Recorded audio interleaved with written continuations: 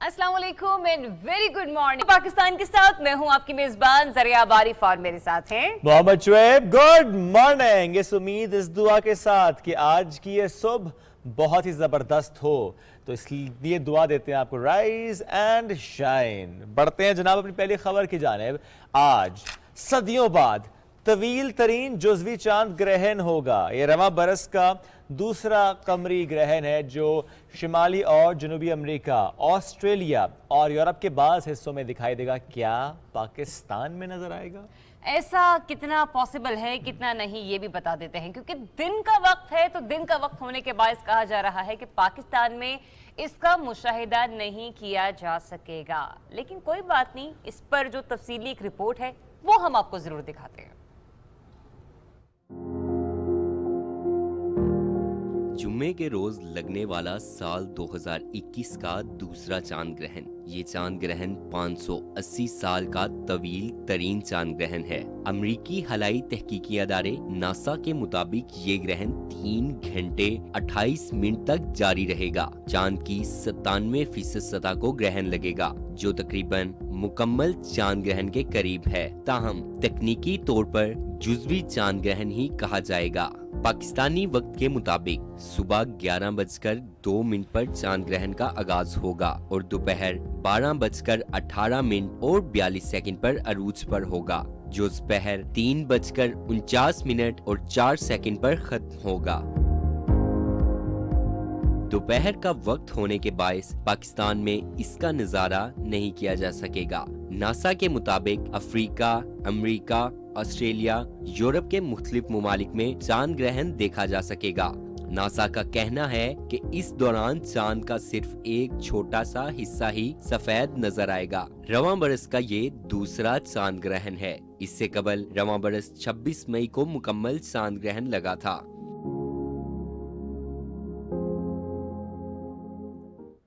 अच्छा, चांद ग्रहण से मुतालिक रिपोर्ट तो आपको दिखाई, वैसे जरिया बहुत से मिथ्स भी तो हम सुनते आए हैं चांद ग्रहण से मुतालिक। हाँ, बहुत सारी मिथ्स। अच्छा, इसमें स्पेशली जो मैंने सुना, एक चांद ग्रहण हो या फिर सूरज ग्रहण हो, स्पेशली हामला खवातीन, बिल्कुल प्रेग्नेंट जो खवातीन हैं उनके बारे में अक्सर ये कहा जाता है कि वो इस वक्त जो है एहतियात करें, किसी भी सख्त चीज़ के पास मत जाएं, या फिर कोशिश करें कि इसकी पकड़ में वो ना सके, क्योंकि इसका असर जो है वो माँ पर भी पड़ सकता है और बच्चे पर भी पड़ सकता है। तो ये वो कुछ मिथ्स हैं जिसके बारे में कहा जाता है, लेकिन डेफिनेटली कोशिश करेंगे किसी दिन इस पर भी सेशन किया जा सके ताकि हम लोगों में अवेयरनेस क्रिएट कर सकें, क्योंकि ये वाकई मिथ्स हैं, इसकी कोई हकीकत नहीं है। चलें जी, चूंकि आज है जुम्मा, तो जुम्मा मुबारक। और आज प्रोग्राम में नाते रसूल मकबूल सल्लल्लाहु अलैहि वसल्लम हम शामिल करेंगे, और उसके लिए आज जो हमारे साथ मेहमान मौजूद हैं, समंदर पार से एक नन्हे सना ख्वाम हमें ज्वाइन कर रहे हैं, Abdul Wasay. Wasay, good morning and welcome to the show. कैसे हैं आप? जी मैं ठीक, अल्हम्दुलिल्लाह। आप कैसे हैं? जबरदस्त। थोड़ा सा बताएं, हाउ ओल्ड आर यू, किस क्लास में हैं आप? यस, मैं 8 इयर्स ओल्ड का हूँ और मैं ग्रेड 5 में पढ़ता हूँ।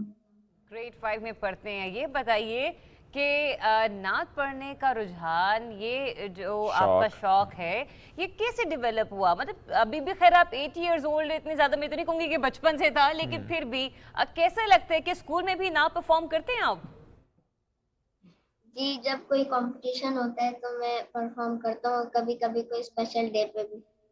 जबरदस्त। चलें फिर, लेट्स नॉट वेस्ट सेकेंड।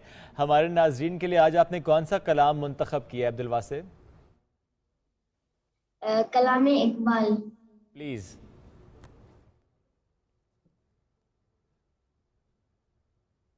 खुदे का सर मैंने हाला इलाहा इल्लल्लाह ला इलाहा इल्लल्लाह ला इलाहा इल्लल्लाह ला इलाहा इल्लल्लाह। खुदे हंसे एक पसंद ला इलाहा इल्लल्लाह ला इलाहा इल्लल्लाह, ला इलाहा इल्लल्लाह, ला इलाहा इल्लल्लाह।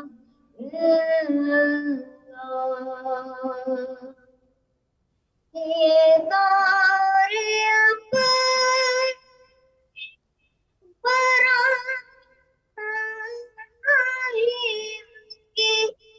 तलाश में है, ये दौर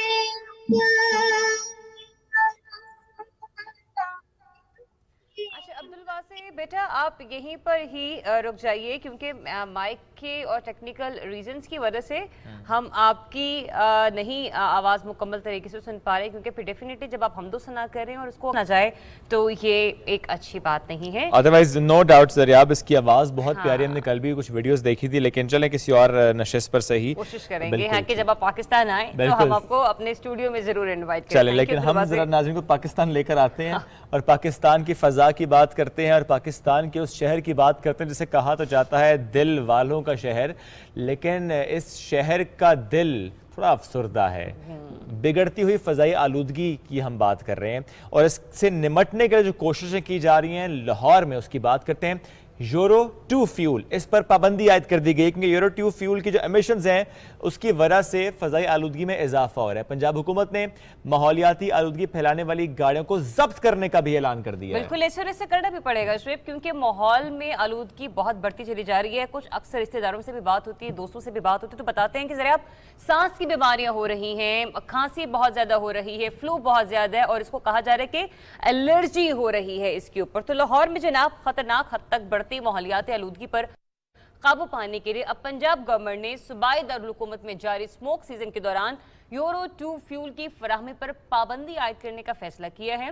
और पंजाब के वजीर खजाना जनाब हाशिम जमा बख्श साहब बताते हैं कि अगले माह से लाहौर में सिर्फ यूरो 5 पेट्रोलियम मसनूआत ही फरोख्त करने की इजाजत होगी जो माहौल दोस्त फ्यूल है। लिहाजा अब कमिश्नर लाहौर को हिदायत जारी कर दी गई हैं कि शहर में सिर्फ आला मयार के ईंधन की फराहमी को यकीनी बनाया जाए। बिल्कुल, और उन्होंने मुतालिका हुकाम को हिदायत भी दी है कि यूरो 2 फ्यूल प्रोड्यूसर्स को कहें कि अपने आप को अपग्रेड किया जाए और माहौल दोस्त यूरो 5 की तरफ मुंतकिल हों। तो यूरो 2 पर पाबंदी और यूरो 5 को अब प्रमोट किया जा रहा है ताकि माहौल में मसाइल ना हो। Judicial water and environment commission ने पंजाब में स्मोक की रोकथाम के लिए जो इकदाम किए गए हैं इनको नाकाफ़ी करार दिया है। ये कहा गया है कि जो फसलों की बाक़ियात को जलाया जाता है इससे मसाइल पैदा हो रहे हैं। आपको याद है हम इस पर कई बार बात कर चुके हैं। ऑलरेडी इस पर गवर्नमेंट काम तो कर रही है बट जितना काम हो रहा है शायद वो नाकाफ़ी है। कमीशन के चेयरमैन जस्टिस अली अकबर कुरैशी साहब की ज़ेर सदारत लाहौर में ये इजलास हुआ है और इसमें judicial water and environment commission ने फसलों की बाक़ियात जलाने पर बरहमी का इजहार भी किया है।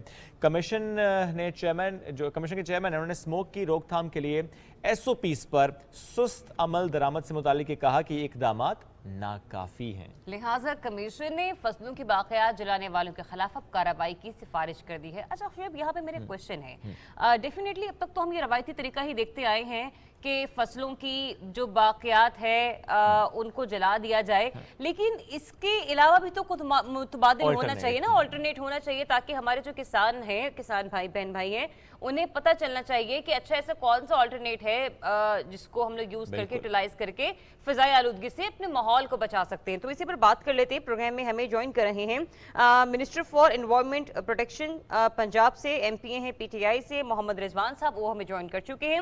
अस्सलाम वालेकुम sir and very good morning. Rizwan साहब कैसे आप?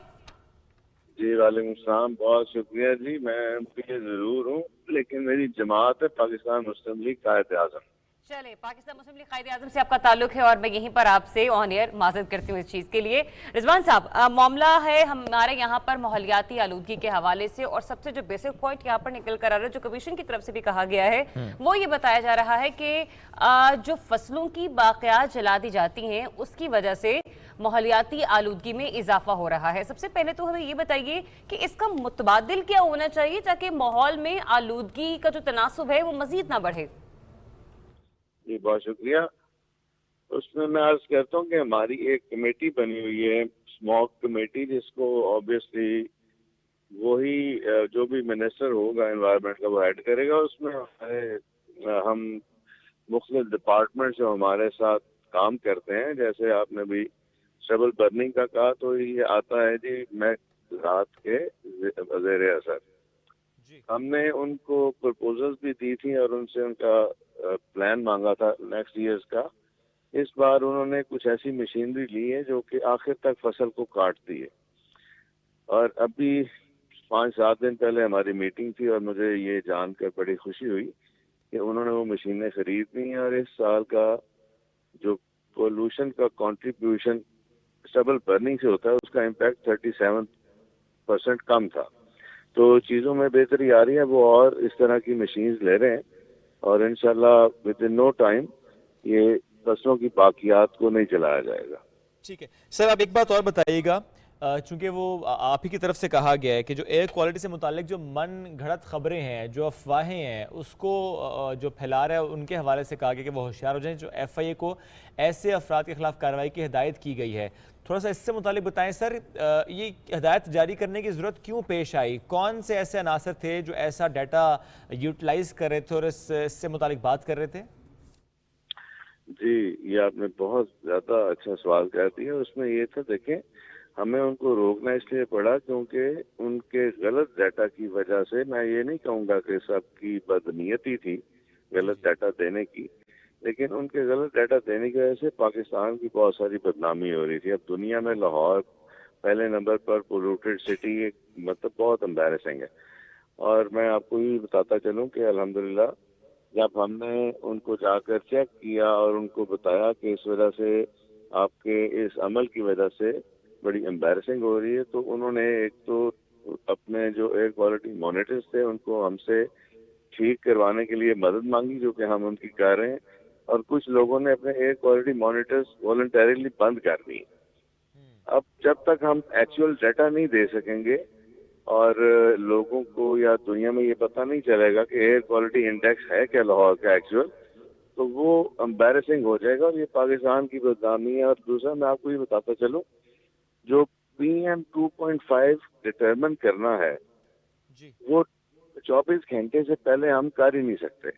तो ये जो भी रीडिंग्स अभी भी आज भी आ रही हैं टीवी के ऊपर, मैं समझता हूँ कि उनको भी मैं मिलकर ये बात उनसे करूंगा कि आप काइंडली जो एक पैरामीटर्स तय हो चुके हुए हैं इंटरनेशनली, उनको फॉलो करके एयर क्वालिटी इंडेक्स उस तरह से दें, जो एक फार्मूला वो जो भी है उसमें हमें एतराज नहीं है, लेकिन जो पैरामीटर्स बन चुके हैं उनको फॉलो करना बड़ा जरूरी है।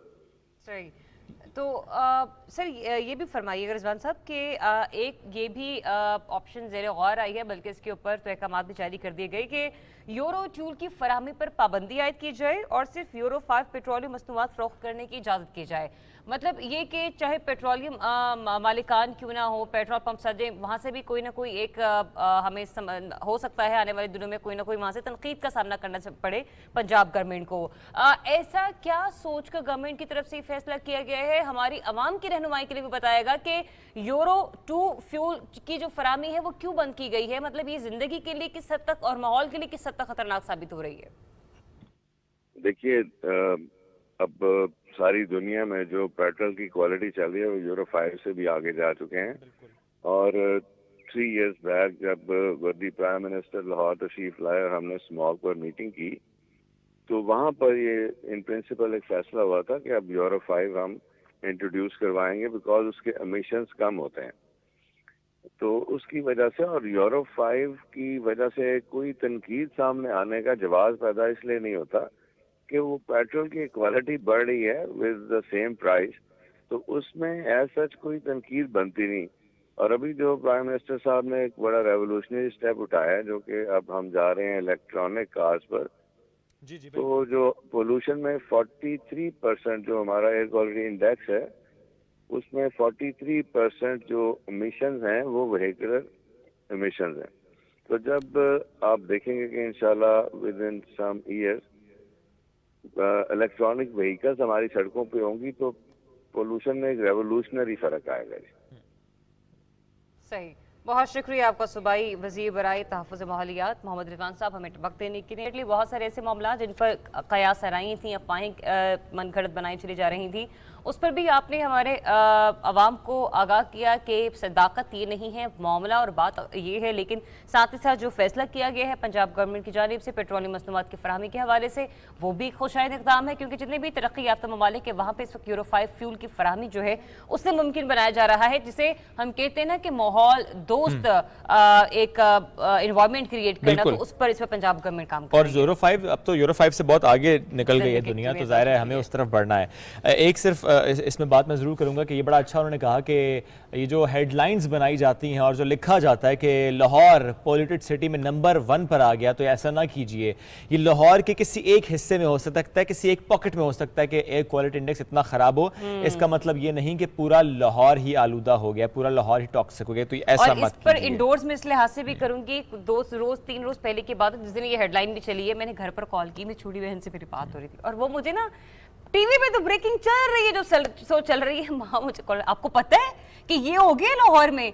मैंने कहा अच्छा क्या हो गया? अच्छा मैंने सुना, मैंने कहा इतना तो कुछ नहीं है, लेकिन ये वाकई ये जो हेडलाइंस है ना, ये बच्चों के जहनों में भी, हमारे यंगस्टर्स के जहनों में भी, हमारे खवातीन के, हमारे बुजुर्ग के, उस तरह से ये लोग के बताते हैं कि ये लाहौर में ये हो गया, और वो एक टैगलाइन बच्चों के जहनों में रहते, तो कहते हैं आपको पता है लाहौर में ये हो गया। बिल्कुल ऐसा ही है। चलें जी, बढ़ते हैं आगे। एक और ख़बर आपके सामने रखते हैं। वज़ीर तालीम पंजाब मुराद राज साहब ने ट्वीट की है और उन्होंने कहा है कि रवां बरस दिसंबर में पंजाब में असातिज़ा के लिए ट्रांसफ़र खोल दिए जाएंगे। उन्होंने कहा कि उस्ताद के मफाद में सिस्टम में काफ़ी तब्दीलियाँ की गई हैं और इस सिलसिले में तमाम कैटेगरीज़ के तबादले बैक वक्त खोल दिए जाएंगे। पहले क्या हो रहा था, तबादले रुके हुए थे। फॉर इंस्टेंस अगर किसी के हस्बैंड की जॉब किसी और सिटी में, किसी और डिस्ट्रिक्ट में है और वो जो खातून है वो कहीं और पढ़ा रही, तो तबादला नहीं करवा पा रही थी, लेकिन अब ये तबादले खोल दिए जाएंगे, तो उससे होगा ये कि मैं कहूँगा कि फैमिलीज़ मिलेंगी, आसानियाँ पैदा होंगी। ये बहुत ज़्यादा ज़रूरी था, इस पर काफ़ी वक्त से आवाज़ उठाई जा रही थी, बट अब जो अनाउंसमेंट हुई है तो कहना चाहिए कि टीचर्स में खुशी की लहर दौड़ गई है। और ये इसलिए भी बहुत ज़रूरी है, आपने कहा ना कि लोग मिलेंगे, जो दूरियां हैं वो ख़त्म होंगी। इसमें मैं इस चीज़ को भी इंडोर्स करूंगी कि अगर शौहर एक किसी और शहर में है, खातून किसी और शहर में, क्योंकि डेफिनेटली बच्चे जो होते हैं वो अक्सर माँ के पास रहते हैं, तो बच्चे भी बाप का प्यार नहीं उस तरह से ले सकेंगे जो तरबियत का एक असली, कहते हैं ना कि वो एक इनिशियल दिन होते हैं, कुछ साल होते हैं। साथ ही साथ ये कि मौशी तौर पर भी कहते हैं कि दो लोगों की इनकम ज़रूर होती है, लेकिन कहीं कोई रह रहा है तो कहीं कोई रेंट पर रह रहा है, या फिर दोनों भी ऐसा हो सकता है कि शायद किराएदार हो और कहीं रह रहे हो, तो यहाँ पर भी सहूलियात अब बढ़ना शुरू हो जाएंगे। डेफिनेटली आपने बिल्कुल दुरुस्त कहा कि उस्ताद तो वैसे कौम का मौसिन होता है, और अब हमारे मौसिनों के लिए यहाँ अच्छी खबर है जो हम आपके साथ शेयर कर चुके हैं। जबरदस्त। अब आपको लेकर चलते हैं केपी गवर्नमेंट ने गंधारा वैली सिटी का नाम तब्दील कर दिया है और अब नया नाम क्या है, न्यू पेशावर सिटी। जबरदस्त, ये नाम रखने की मंजूरी दे दी गई है। मुजव्वजा न्यू पेशावर सिटी 1,08,000 कनाल रकबे पर मुहित होगा, जो रिहाइश और तजारती हिस्सों के अलावा मीडिया एनक्लेव और सूबाई सेक्रेटेरिएट पर भी मुश्तमिल होगा। और इस मंसूबे के लिए बताया गया है कि लैंड शेयरिंग फार्मूले के तहत जमीन की खरीदारी का अमल शुरू हो चुका है, जबकि जो मंसूबे की मास्टर प्लानिंग है उसकी तैयारी के लिए कंसल्टेंट की खिदमात हासिल की गई हैं। लिहाजा आइंदा बरस अप्रैल तक मंसूबे का मास्टर प्लान तैयार होगा। तो सिर्फ एक सूबे के लिए नहीं, दूसरे सूबे के लिए भी खुशखबरी है। तो अब केपी वाले तैयार हो जाए, बिलखुसूस पेशावर वाले। जबरदस्त जी। अब आपको लेकर चलते हैं यूट्यूब की दुनिया में, जहां सारिफिन के लिए खसूसियात और पॉलिसीज मुतारिफ करवाई जा रही हैं। अब वीडियो शेयरिंग की वेबसाइट ने कहा है कि किसी भी वीडियो पर डिसलाइक यानी नापसंदीदगी का ऑप्शन कितने नाजरीन देख चुके हैं, इस ऑप्शन को प्राइवेट किया जा रहा है। और इस ऑप्शन से खैर मेरा भी कल दिल बुरा ही हुआ। एक वीडियो में देख रही थी और ना पता नहीं चला, लेकिन गलती से ना बाज़-औक़ात आप जब टच मोबाइल फ़ोन यूज़ करते हैं तो अक्सर उसका स्वैप या उसका फ्लिप इतना ईजी होता है कि वो प्रेस हो जाती है आपकी ऑप्शन। मैं उसको डिसलाइक नहीं करना चाहती, पर वो गलती से हो गई। तो बाज़ लोग अनजाने में भी ऐसा कुछ कर देते हैं, क्योंकि कई दफ़ा किसी ने बहुत अच्छा कंटेंट शेयर किया होता है, वो आपकी एक लाइक का मुंतज़िर होता है, लेकिन जब लाइक की जगह कुछ एक अदर डिसलाइक भी मिल जाए ना तो दिल थोड़ा सा अफसरदा होता है। तो लिहाजा डिसलाइक का बटन ख़त्म नहीं किया जा रहा। तो यूट्यूब में ये तब्दीली बतदरीज शुरू हो चुकी है और यूट्यूब सार्फिन अब भी वीडियो पर नापसंदीदगी के बटन को देखकर इस्तेमाल कर सकते हैं, लेकिन उनको ये मालूम नहीं होगा कि इस वीडियो को कितने लोग डिसलाइक कर चुके हैं। तो एक तो बात अच्छी है फजरिया आपकी, अगर आपने खुदा ना खास्ता गलती से डिसलाइक कर दी, किसी को पता नहीं चलना कितने डिसलाइक, डजंट मैटर। नहीं, एक हमारे यहाँ ना ट्रेंड भी होता है, अगर किसी चीज पे लाइक्स पड़े तो कोई पूरा कंटेंट नहीं देखेगा और लाइक्स कर देगा, लेकिन बाज़ औक़ात कंटेंट में वाकई बहुत अच्छी चीजें होती हैं और हम लोग देख रहे हैं अच्छे लोगों ने डिसलाइक किया, ओके फाइन, फिर अच्छा ही नहीं होगा, कुछ पूरा नहीं देख, लाइक प्रेस कर। और इसी दुनिया में अक्सर ऐसा होता है कि वो लिखा सामने आ रहा होता है कि 1 मिलियन लाइक्स कैसे हासिल करें, और जब देखते हैं तो अपने भाईजान के 500 लाइक भी नहीं होते, तो ये भी हो जाता है। चलें जी, बढ़ते हैं जनाब आगे और यूनिवर्सल चिल्ड्रन डे की बात करते हैं। आज नहीं है, कल मनाया जाएगा। वैसे तो हर दिन बच्चों का दिन है, 20 नवंबर को मनाया जाता है। इसका मकसद क्या है? बच्चों की तालीम, सेहत, तफरी, ज़हनी तरबियत, इसके हवाले से शऊर को उजागर किया जाए। तो हमने एक रिपोर्ट तैयार की है, चूंकि कल हमारा शो नहीं होगा तो अभी थॉट कि आज ही इस पर बात की जाए। प्लीज रिपोर्ट तो देखिए। बच्चे खुश हो जाए। बच्चों का आलमी दिन सबसे पहले 1954 में यूनिवर्सल चिल्ड्रन डे के तौर पर कायम किया गया और अब हर साल 20 नवंबर को दुनिया भर में बच्चों की बेदारी और फलाह बहबूद को फरोग देने के लिए ये दिन मनाया जाता है। बच्चों के आलमी दिन की कन्वेंशन की मंजूरी 20 नवंबर 1989 को अमल में आई और पाकिस्तान ने इसके अगले वर्ष इस कन्वेंशन की तौसीक कर दी थी। ये दिन बच्चों के लिए और उनकी जानिब से अमली इक़दामात उठाने का दिन है। इस दिन बच्चों के हकूक़ की कन्वेंशन के तहत दुनिया भर के लाखों बच्चों को उनके हकूक़ की आगाही की जरूरत पर जोर दिया जाता है। हर साल इस दिन की मुनासबत से पाकिस्तान में भी तकरीबात का इनकाद किया जाता है। बच्चों को आगाही देने के लिए मुनफरिद प्रोग्राम्स मुनक्किद किए जाते हैं। तालीम बच्चों का बुनियादी हक है। इस दिन इस अज़्म का इरादा किया जाता है कि हर बच्चे को इसका बुनियादी हक दिया जाएगा, क्योंकि इक़वाम मुत्तहिदा के अदादो शुमार के मुताबिक इस वक्त 5 से 17 साल की उम्र के 152 मिलियन बच्चे मुशक्कत करने और रोजगार कमाने पर मजबूर हैं। बच्चों के हकूक के लिए काम करने वाली तंजीमों का कहना है कि चाइल्ड लेबर कवानीन को बेहतर करने की जरूरत है ताकि बच्चे तालीम के हक से महरूम न रहें। यूनिवर्सल चिल्ड्रंस डे के बाद जरा अब बात करते हैं वर्ल्ड टॉयलेट डे की। ये टॉयलेट्स कितने अहम हैं इसकी बात करते हैं। और हर साल जिस तरह एक थीम होता है, इस साल का थीम है वैल्यूइंग टॉयलेट्स। ये कितना अहम है, इससे पड़ोसी मुल्क फेस्ट को ज़्यादा सीखने की यूँ तो ज़रूरत है, लेकिन सबके लिए बड़ा अहम है, हर कम्युनिटी के लिए अहम है। बना लें इस पे ज़रा ज़्यादा काफ़ी है मेरे ख्याल से, क्योंकि उनको ऐसा लगता है कि कुछ करने की, कुछ तख्लीक करने की ज़रूरत नहीं पड़ती है। बेहतर है फिल्म चलाओ और लोगों को बताओ कि हाँ हमारे मुल्क में इस चीज़ की ज़रूरत है, पर मेरे ख्याल से प्रैक्टिकली भी आपको बहुत कुछ करने की ज़रूरत है। पर जब हम वर्ल्ड टॉयलेट डे की बात करते हैं तो इससे जुड़े जो लोग हैं हमें उनका भी ख्याल रखना है, हमें उनकी भी बात करनी है। हमें बात करनी है सैनिटरी वर्कर्स के हवाले से, कितनी इम्पॉर्टेंस है इनकी हमारी ज़िंदगी में। और जब हम इनकी बात करते हैं, क्योंकि यूँ तो हमारा हॉस्पिटल हो, हमारे स्कूल्स हो, हमारी यूनिवर्सिटीज़ हो, हमारे शॉपिंग मॉल्स हो या फिर गली मोहल्ला ही क्यों ना हो, ये सैनिटरी वर्कर्स जब तक इन जगहों को साफ नहीं करते, ये जगह हमारे इस्तेमाल के काबिल नहीं बनती। बिल्कुल ऐसे। चलें जी, इससे पहले कि अगले मौज़ूआत की तरफ जाएं, एक छोटी सी ब्रेक लेते हैं, वापस आएंगे, साथ रहिए।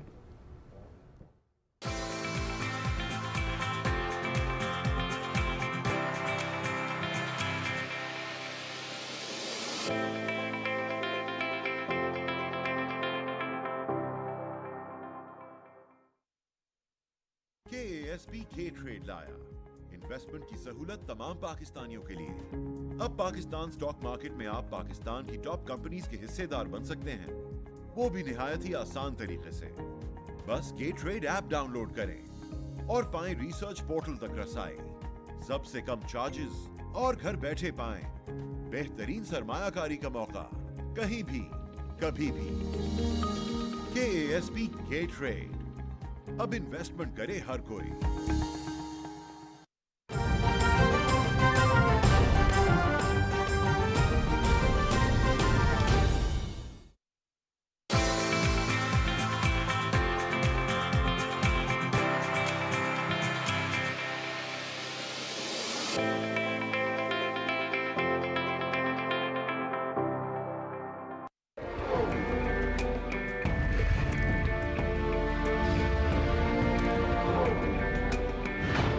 इस ममलकत पाकिस्तान में आप आज़ाद हैं अपने मंदिरों को जाने के लिए, अपनी मसाजिद को जाने के लिए और दीगर इबादत के मकामात को जाने के लिए।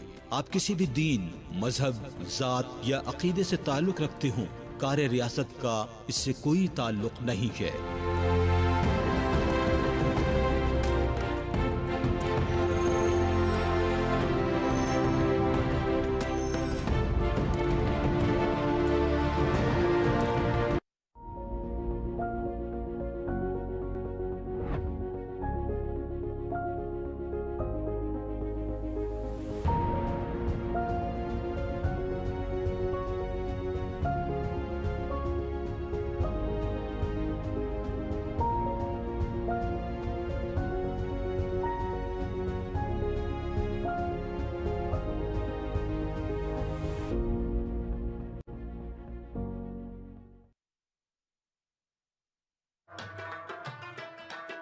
जो अल्लाह ने पाकिस्तान में डाइवर्सिटी दी है और जो आगे इंशाल्लाह जो हम पाकिस्तान का आगे मुस्तकबिल देख रहे हैं, ये टूरिज्म हमें फॉरेन एक्सचेंज भी लेके आएगा और टूरिज्म सबसे ज़्यादा लोगों के लिए नौकरियां देगा।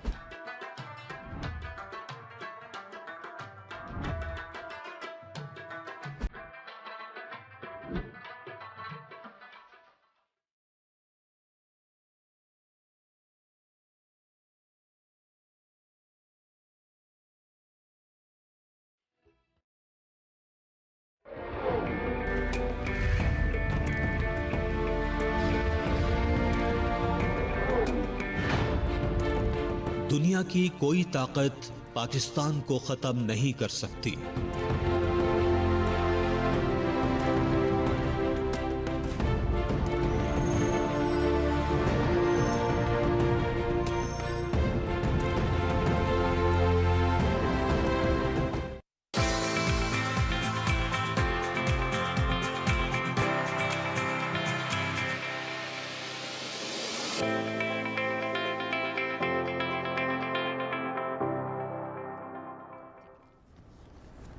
Welcome back after the break. नाजरीन, शोर तो पूरे मुल्क में है इलेक्ट्रॉनिक वोटिंग मशीन्स का, और इससे मुतालिक ऑपोजिशन क्या कहती है? हैक हो जाएगा। ऑपोजिशन कहती है इलेक्शन हैक हो जाएगा, हाईजैक हो जाएगा। तो इससे मुतालिक जो वजीर हैं, वजीर बराए science and technology Shibli Faraz साहब, उन्होंने कहा अच्छा हैक हो जाएगा सिस्टम, हैक करके दिखाओ, भारी भरकम इनाम मिलेगा। फिर बहुत लोगों ने कोशिश की कि हैक किया जा सके, हैक नहीं हुआ। दैट मीन्स कि ईवीएम बहुत सेफ है और ईवीएम ही अब मुस्तकबिल है इलेक्शंस का। और ईवीएम से सिर्फ मुताल्लिक सेफ नहीं बल्कि आपका वोट सिक्योर है, हम तो यूं कहेंगे। और दूसरा ये कि आपने बिल्कुल सही कहा। अच्छा, जहां पे हमने ऑपोजिशन की बात की ना कि वो किस किस्म के मतलब बयानात दे रहे हैं, साथ ही साथ उनके कुछ बयानात ऐसे हैं जो किसी मीम से कम नहीं है। मैंने तो ये तक सुना है और ये तक देखा है ट्विटर पे कि लोग ये कह रहे हैं कि ना ये ईवीएम जो है वो धुंध में कहीं गायब तो नहीं हो जाएगी। अच्छा, जो नई पोस्ट मेरे सामने से गुजर रही है, काफी लोग लगा रहे हैं, वो ये चल रही है कि अगर रबड़ के अंगूठों से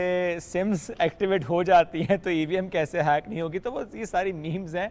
अगर आप में इतनी मैं कहूँगा कि इतना टैलेंट है आप में और आप कर सकते हैं तो करके दिखाएं, उनको पैसे भी मिलेंगे आपको। तो हैक अभी तक तो नहीं हुआ। और ये ऐसे कि वो वाले लोग मुझे लग रहे हैं जो अक्सर कहा करते थे ना कि कोरोना की वैक्सीन मत लगाओ, ये कोई चिप डाल रहे हैं आपके अंदर। तो मुझे लगता है ये उसी ज़हनियत के लोग हैं और ऑपोजिशन का भी हाल दिन ब दिन ऐसे ही होता चला जा रहा है। तो लिहाजा बेहतरी आपके लिए है कि अपनी तादाद पूरी करें ताकि आप असेंबली में बैठ सकें, और फिर जो चीज़ पसंद नहीं है डालें वोट, बंदे पूरे करें अपने और करें बिलों को रिजेक्ट। बहरहाल जब हम या फिर जवाब देंगे आपने माजी में ईवीएम की बात क्यों की थी? आप वो भी 2008 में आप लोगों ने शुरू किया था। लेकिन वो अलग बात है कि अमली जामा से पाकिस्तान तहरीक इंसाफ की गवर्नमेंट ने पहनाया।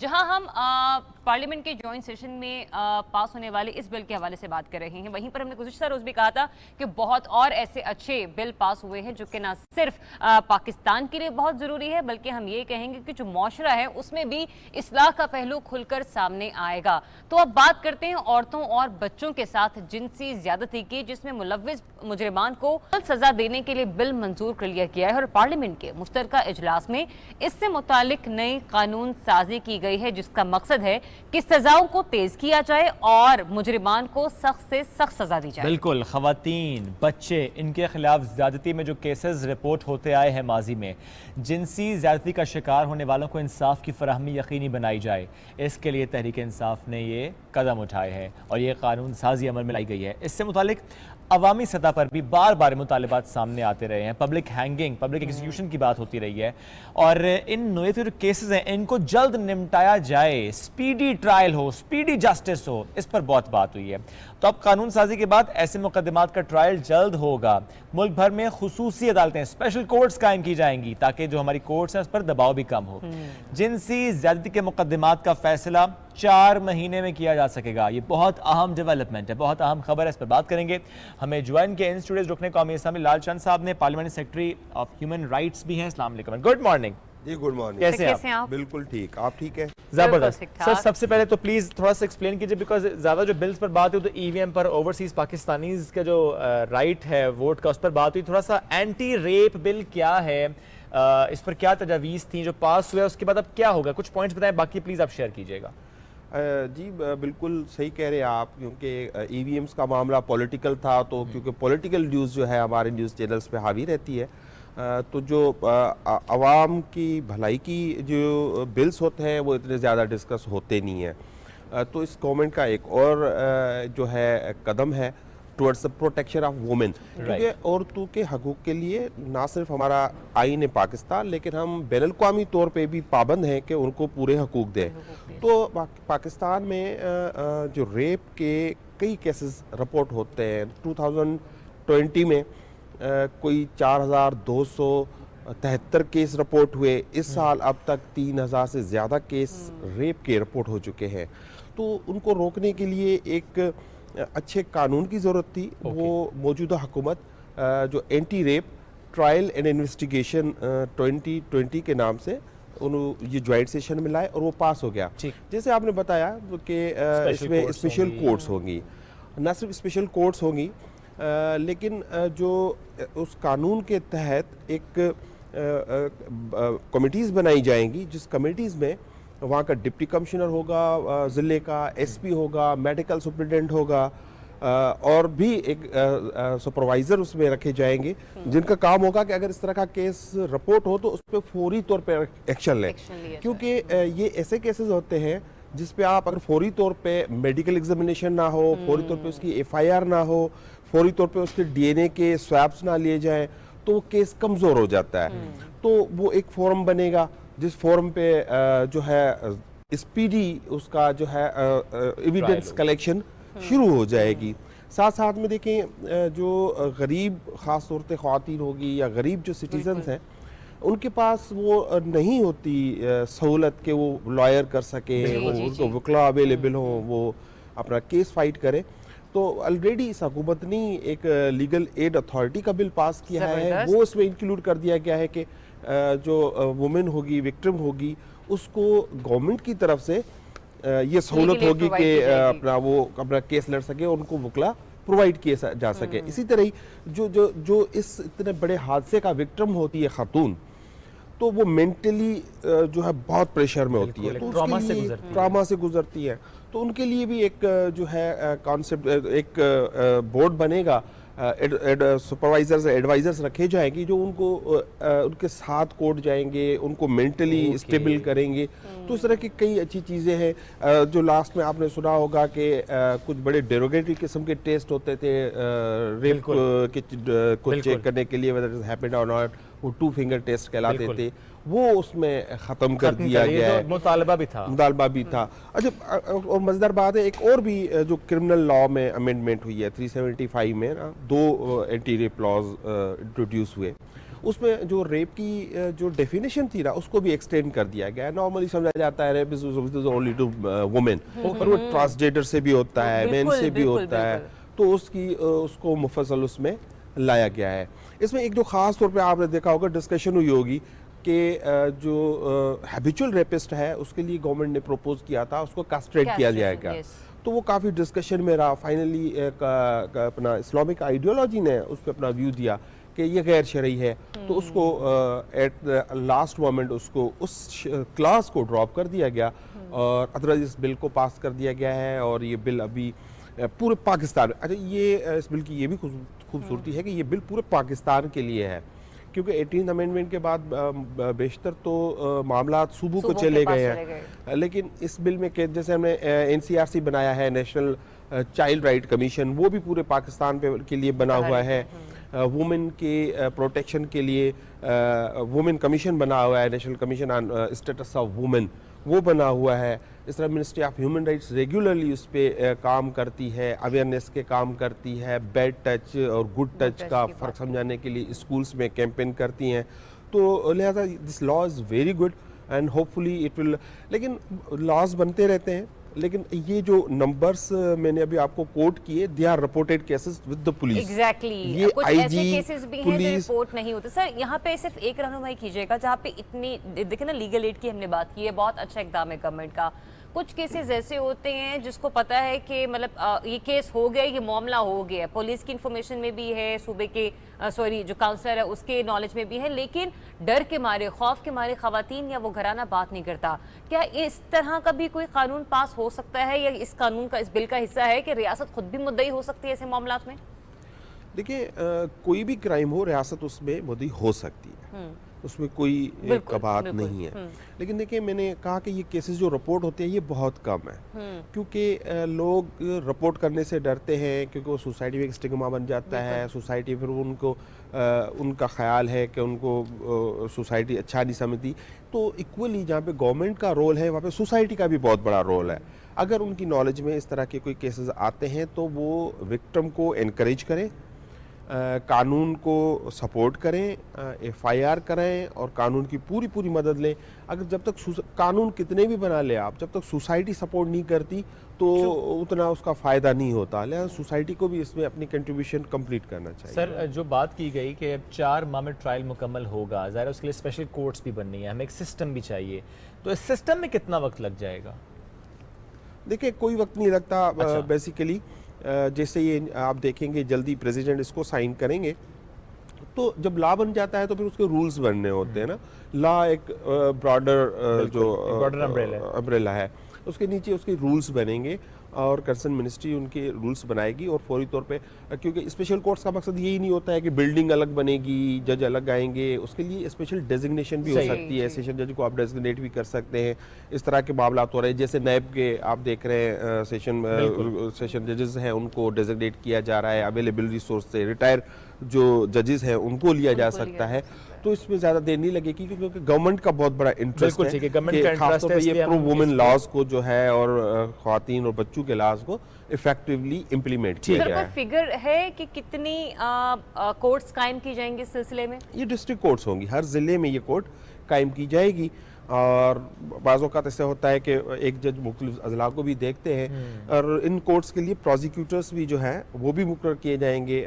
जो कोर्ट्स के जो जजेस जो है वो तो कोर्ट की मुशावरत से किए जाते हैं, हाई कोर्ट की मुशावरत से किए जाते हैं। सर, जब हम बात करते हैं सख्त सज़ा की, सख्त सज़ा से मुराद क्या समझी जाए? क्योंकि जब भी ऐसा कोई मामला रिपोर्ट होता है, हम पब्लिक डिमांड देखते हैं, वो कहते हैं जी पब्लिक एग्जीक्यूशन हो। ये जो कैस्ट्रेशन का मुतालबा भी था, ये भी किया जाता है। इमरान खान साहब ने खुद इस पर बात भी, अब चूँकि वो शिक निकाल दी गई है। लेकिन मुझे बताएं कि फिर सख्त सज़ा क्या होगी? जब ट्रायल मुकम्मल हो जाएगा तो सख्त सज़ा फिर क्या होगी? ओके, देखिए, ये जो रेप के केसेस आते रहते थे, लेकिन सबसे ज़्यादा हाईलाइट हुआ ज़ैनब केस के बाद। मैं 10 ईयर्स में देखा तो उस केस सबसे ज़्यादा हाईलाइट हुआ, और फिर ज़ैनब के नाम से ज़ैनब बिल भी आया। फिर उससे ज़ारा एक ऐप भी बनी हुई है जिसमें कोई भी रिपोर्ट कर सकता है, एक पूरा प्रोसीजर है, उसमें डायरेक्टर्स और ऑफिसर्स वो सारे मुकर्रर कर दिए गए हैं। अब देखिए, रेप को उसमें भी एक अमेंडमेंट आई है। रेप को 2 किस्म के हो सकते हैं, एक रेप है, एक गैंग रेप है। जो रेप है इटसेल्फ, उसमें सज़ा जो है प्रपोज्ड की गई है, उसमें वो है सज़ाए मौत प्लस में उम्र कैद। क्या पहले ये नहीं था? जी, पहले नहीं था। ओके। अब जो है उसमें, क्योंकि इसमें बड़ी अच्छी डिस्कशन हुई थी जब ये ज़ैनब अलर्ट बिल आया, क्योंकि हमारे मुल्क में और काफ़ी ह्यूमन राइट्स ऑर्गेनाइजेशन समझती हैं कि हैंगिंग नहीं होना चाहिए। हैंगिंग की वो मुखालफत करते हैं कि किसी भी सूरत में हैंगिंग जो है वो अगेंस्ट ह्यूमन राइट्स है। तो इसमें बड़ी बहस हुई थी, फिर वो ज़ैनब अलर्ट बिल में भी ये लास्टली इंक्लूड कर दिया गया था। अच्छा, दूसरा है, एक तो रेप हुआ, उसमें ये है गैंग रेप में जो है, अच्छा उसमें मैक्सिमम 10 to 25 ईयर्स है रेप में। अगर गैंग रेप है तो उसमें लाइफ इम्प्रिजनमेंट है, जब नेचुरल लाइफ जब तक जिंदा है इंसान उसको जेल में रहना सजाए पड़ेगा। मौत कब है? सजा मौत भी है उसमें, गैंग रेप में, गैंग रेप में, और दोनों में, रेप में दोनों में है, लेकिन रेप में 10 to 25 ईयर्स जो है सजा काटनी पड़ेगी, और गैंग रेप में पूरी जब तक आप जिंदा है आपको उम्र जेल में कैद की रहना सजा, पड़ेगा। और सेंटेंस टू डेथ दोनों में है। दोनों में, बिल्कुल दोनों में। मतलब ये हम सख्त से सख्त उस पर चाहते हैं। इससे ज्यादा सख्त सजा नहीं हो सकती, ये सख्त से सख्त सजा है। लेकिन मैं कह रहा हूँ ना कि ये जब सजाएं पहले भी थी, लेकिन उसको प्रॉपरली जो प्रोसिक्यूशन जो है वो नहीं कर पाते थे, इस वजह से वो लंबा। देखिए इसमें एक विटनेस प्रोटेक्शन का भी जो है दिया गया है, अच्छा। क्लॉज है, ओके। क्योंकि जब केस होता है तो उसमें विटनेसेस भी होते हैं, लेकिन हमारे यहाँ अमूमन मर्डर का केस हो, रेप केस हो, जितने भी हीनियस क्राइम्स होते हैं, जब वो हो जाते हैं तो उसके बाद उस केस को ख़राब करने के लिए सबसे पहले विटनेस को या तो ल्योर किया जाता है या उसको धमकाया जाता है। जब स्टेटमेंट्स उन रिकॉर्ड कराते हैं 164 की या क्रॉस एग्जामिनेशन होता है, तो विटनेस अपने उससे दूर चला जाता है अपनी स्टेटमेंट से, या उससे मुकर जाता है, तो उससे केस ख़राब हो जाता है।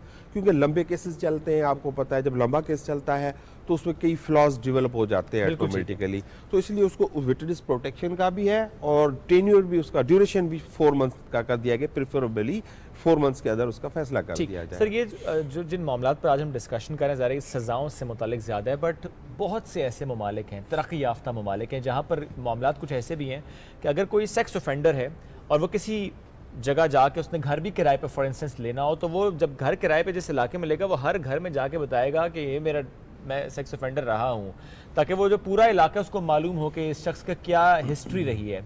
सर, पाकिस्तान में ऐसे मामला क्यों नहीं हो सकते? क्योंकि यहाँ पर भी हमने ये भी आपकी बहुत अच्छी बात है, लेकिन ये भी इसी कानून में कवर कर दिया कवर कर दिया है। अब जो इसके जो ऑफेंडर्स होंगे, सेक्स ऑफेंडर्स होंगे, उसको नादरा के थ्रू रजिस्टर किया जाएगा, और एक पूरी इसकी सेपरेटरी बनेगी कि उसका एक पूरा डेटा मौजूद होगा। जहाँ भी ऐसे केसेस होंगे तो उसको फौरी तौर पे वो लोग जो है, जो ऑफेंडर्स हैं, वो फॉलो अप में आ जाएंगे। तो उनका पहले डेटा कोई मेंटेन नहीं होता था सेक्स ऑफेंडर्स का, अब उसका बाकायदा सेक्स ऑफेंडर्स का नादरा के थ्रू इस बिल के तहत, anti rape trial and investigation के तहत, उसका डेटा भी बनेगा। इसके अलावा कोई और पॉइंट जो हम मिस कर गए हैं? सर यही है मेजर पॉइंट्स। मेरा कहने का मकसद ये है कि हुकूमत, जो मौजूदा हुकूमत है, वो बहुत ज़्यादा प्रो वुमन लॉज लाना चाहती है, प्रो चिल्ड्रन लॉज लाना चाहती है, ताकि उनका तहफ़्फ़ुज़ जो है यकीनी बनाया जा सके। लेकिन साथ साथ पे सोसाइटी को भी अपना रोल प्ले करना पड़ेगा, सिविल सोसाइटी को अपना रोल प्ले करना पड़ेगा, और ये जो उनको एक हिम्मत देनी पड़ेगी जो इस तरह के विक्टिम्स हैं वायलेंस के। अब हम जो है 25 नवंबर से जेंडर बेस्ड वायलेंस के अगेंस्ट में भी एक 16 डेज़ की या 15 डेज़ की कैंपेन करेंगे ऑल ओवर द कंट्री। जो कैंपेन चलेगी उसमें भी हम ये आगाही देने की कोशिश करेंगे कि क्राइम जहाँ भी हो, जिस किस्म का भी हो, उसको रिपोर्ट होना चाहिए, और जैसे रिपोर्ट होंगे और उस पर जो सज़ाएँ होंगी, उसकी एग्जीक्यूशंस होगी, क्राइम की या प्रोसिक्यूशन होगी, तो क्राइम को रोकने में मदद मिलेगी, और हम अपने मुल्क को ज़्यादा सेफ़ औरतों और बच्चों को करने के लिए ज़्यादा मुतमईन होंगे। इंशाल्लाह। Thank you so much. हुकुम कौमी असम्बली लालचंद साहब हमारे साथ मौजूद थे, और आपने, मैं फिर यही कहूँगी, आपने बिल्कुल दुरुस्त बात की जब अब आपने इस टॉपिक का आगाज़ किया कि हमारे यहाँ जो टीवी शोज़ होते हैं, टॉक शोज़ होते हैं, वो मुतनाज़ बना दिए जाते हैं, जैसे कि सारे का सारा दबाव इलेक्ट्रॉनिक वोटिंग मशीन पे था। ये बिल जिस तरह से मंजूर किया गया, जो शिकें इस बिल में डाली गई, जिसका कुछ का जिक्र शुएब ने किया, सर ने हमें बताया, तो ये वो चीज़ें जो ख़वातीन के तहफ़्फ़ुज़ की हैं, आपकी बेटियों के तहफ़्फ़ुज़ की, आपकी बहनों के तहफ़्फ़ुज़ की, आपकी बीवियों के तहफ़्फ़ुज़ की, बच्चों के तहफ़्फ़ुज़ के लिए, एग्जैक्टली बच्चों के तहफ़्फ़ुज़ के। और आगे चल के भी 25 नवंबर से जो है वो ट्रांसजेंडर्स के हवाले से भी एक कैंपेन गवर्नमेंट जो है वो शुरू करने जा रही है। तो मेरे ख्याल से इस सिलसिले में भी लोगों को अवेयरनेस होना बहुत ज़रूरी है कि सिर्फ आपके वोट का तहफ़्फ़ुज़ नहीं किया जा रहा है, यहाँ पर आपकी ज़िंदगियों का तहफ़्फ़ुज़ सबसे पहले रखा जा रहा है। फिर जब प्राइवेट मीडिया की बात करते हैं तो we are not criticising you, लेकिन ये अवेयरनेस प्रोग्राम है, काइंडली इस तरह के बिल्स को प्रमोट करें और लेकर आए मंजर यहाँ पर कि आप ये मत सोचें कि किस गवर्नमेंट ने कौन सा बिल पास किया है। ये देखिए कि आपके इर्द गिर्द का माहौल, आपके आस पड़ोस रहने वाले, आपके अपने रिश्तेदार, आपकी अपनी बच्चियां किस हद तक महफूज रह बिल्कुल, सकेंगी। ये सवाल तो होता है गवर्नमेंट ने क्या किया, जब गवर्नमेंट कुछ करती है उस पर बात कम होती है। नाज़रीन, एक ब्रेक लेंगे, वापस आएंगे, साथ रहिए।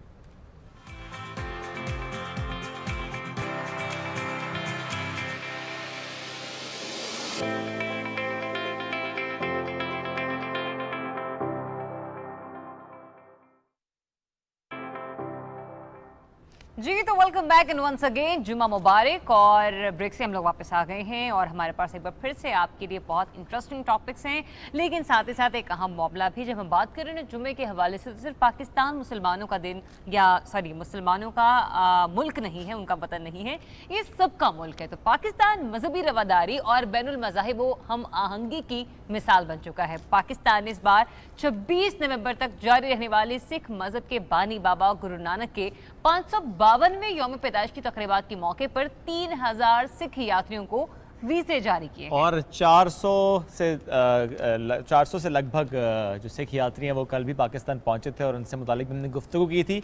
जब पाकिस्तान पहुंचकर उन्होंने कहा था कि पाकिस्तान का शुक्रिया, पाकिस्तान की मेहमान नवाजी से बड़े मुतासर हुए थे। जो शेड्यूल है वो आपके सामने हम रख चुके हैं, एक बार दोबारा भी आपके सामने रखते हैं कि जो सिख यात्री आ रहे हैं गुरुद्वारा जन्म स्थान और करतारपुर में गुरुद्वारा दरबार साहब में मजहबी रसूमात अदा करेंगे। वज़ीर-ए-आज़म पाकिस्तान जनाब इमरान खान साहब की जानिब से करतारपुर राहदारी खोलने के ऐलान के बाद दुनिया को जिस तरह से पैगाम दिया गया था कि पाकिस्तान हर मज़हब के मानने वालों के लिए एक महफूज मुल्क है।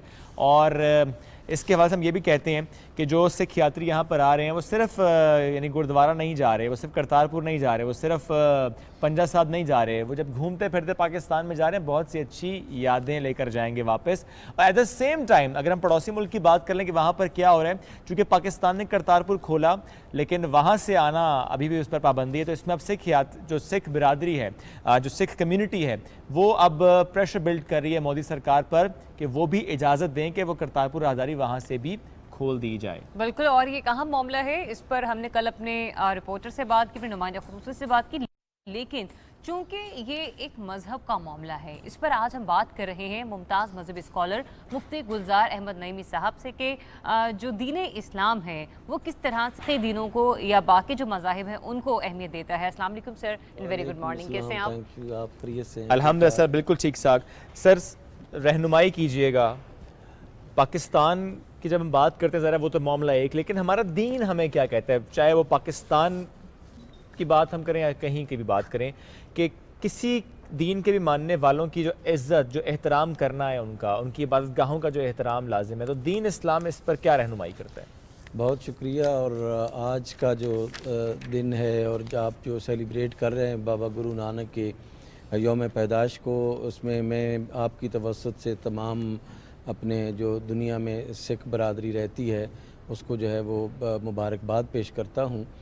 मैं ये समझता हूँ कि इस्लाम दुनिया का वो वाहिद मज़हब है जिसने इतना बड़ा हौसला करके जो है वो तमाम मज़ाहिब को जो है वो यानी इज़्ज़त व तकरीम का मकाम दिया है।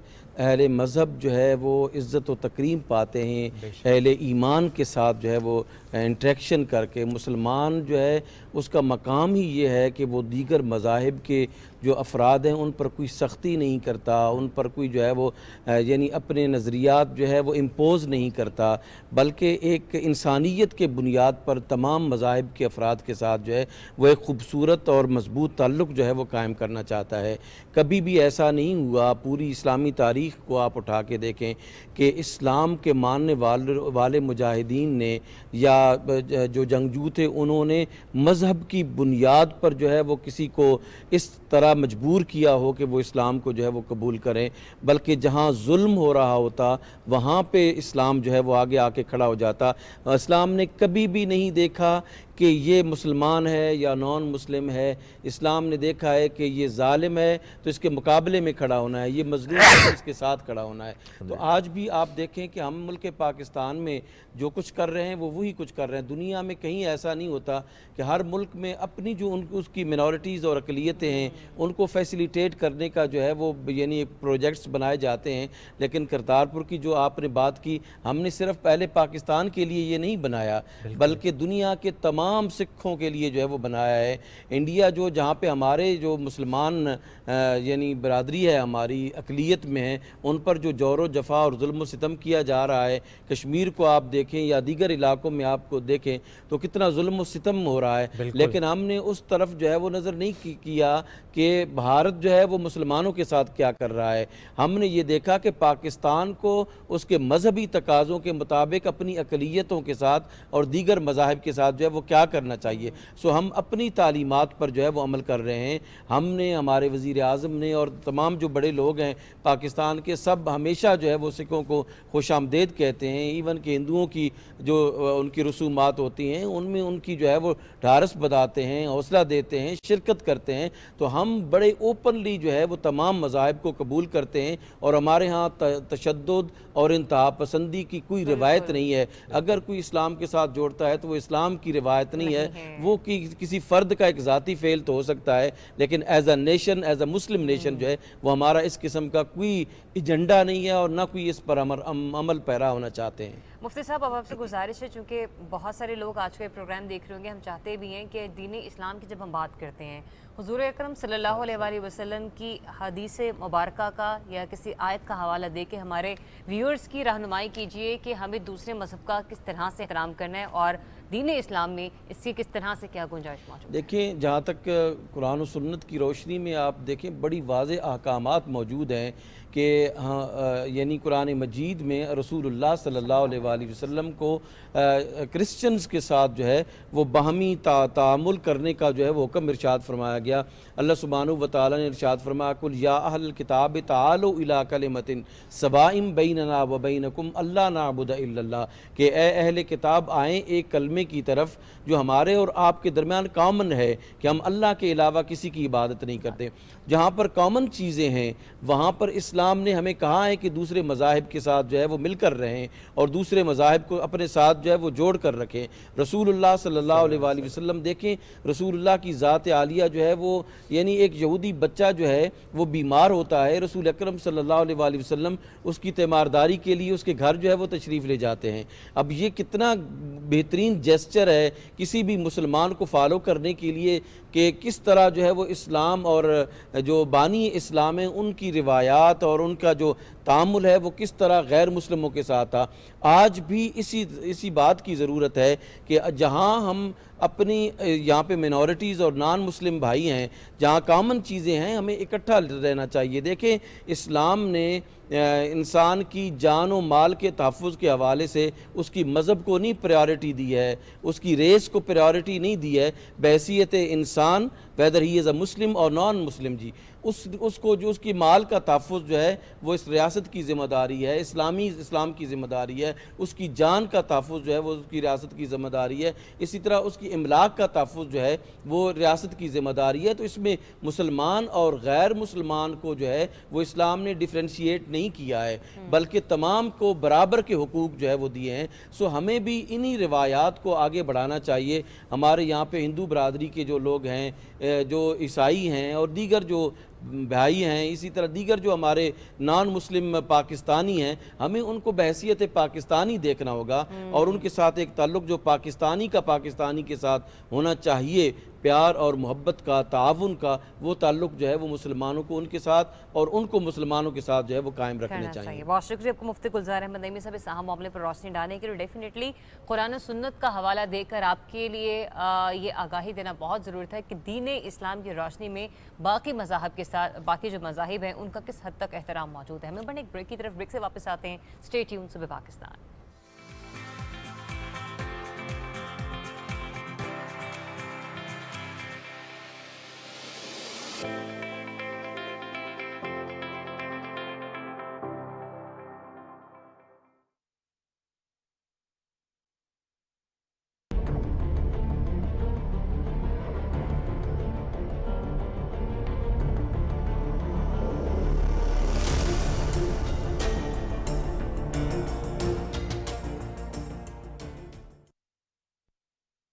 KASP K-Trade लाया इन्वेस्टमेंट की सहूलत तमाम पाकिस्तानियों के लिए।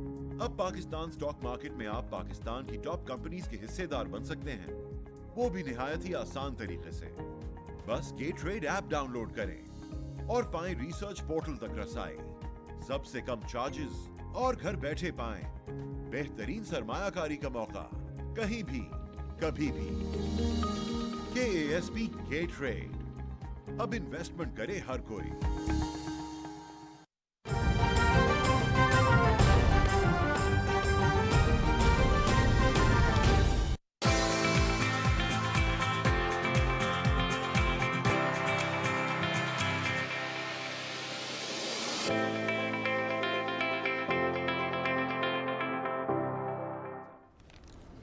Welcome back after the break. आज एक इंतहाई अहम मौजू पर हम गुफ्तगू करने जा रहे हैं। इंतहाई अहमियत का ये हामिल, लेकिन ना जाने क्यों इस पर आम तौर पर बात नहीं होती। एक कुदरती अमल है, एक नेचुरल प्रोसेस है जिससे हर खातून को हर माह गुजरना पड़ता है। मैं एज अ हस्बैंड ये ज़रूर आज कहूँगा कि एवरी मंथ अगर मैं ग्रोसरी स्टोर जाता हूँ और सैनिटरी नैपकिन्स लेकर आता हूँ फॉर माई वाइफ, खाकी लिफाफा वहाँ मौजूद ना भी हो तो it doesn't matter, I don't care, क्योंकि एक बिल्कुल रूटीन के इस्तेमाल की चीज़ है। तो आज सुबह पाकिस्तान में हम बात करेंगे पीरियड्स यानी माहवारी के अयाम और उस दौरान की जाने वाली एहतियात की।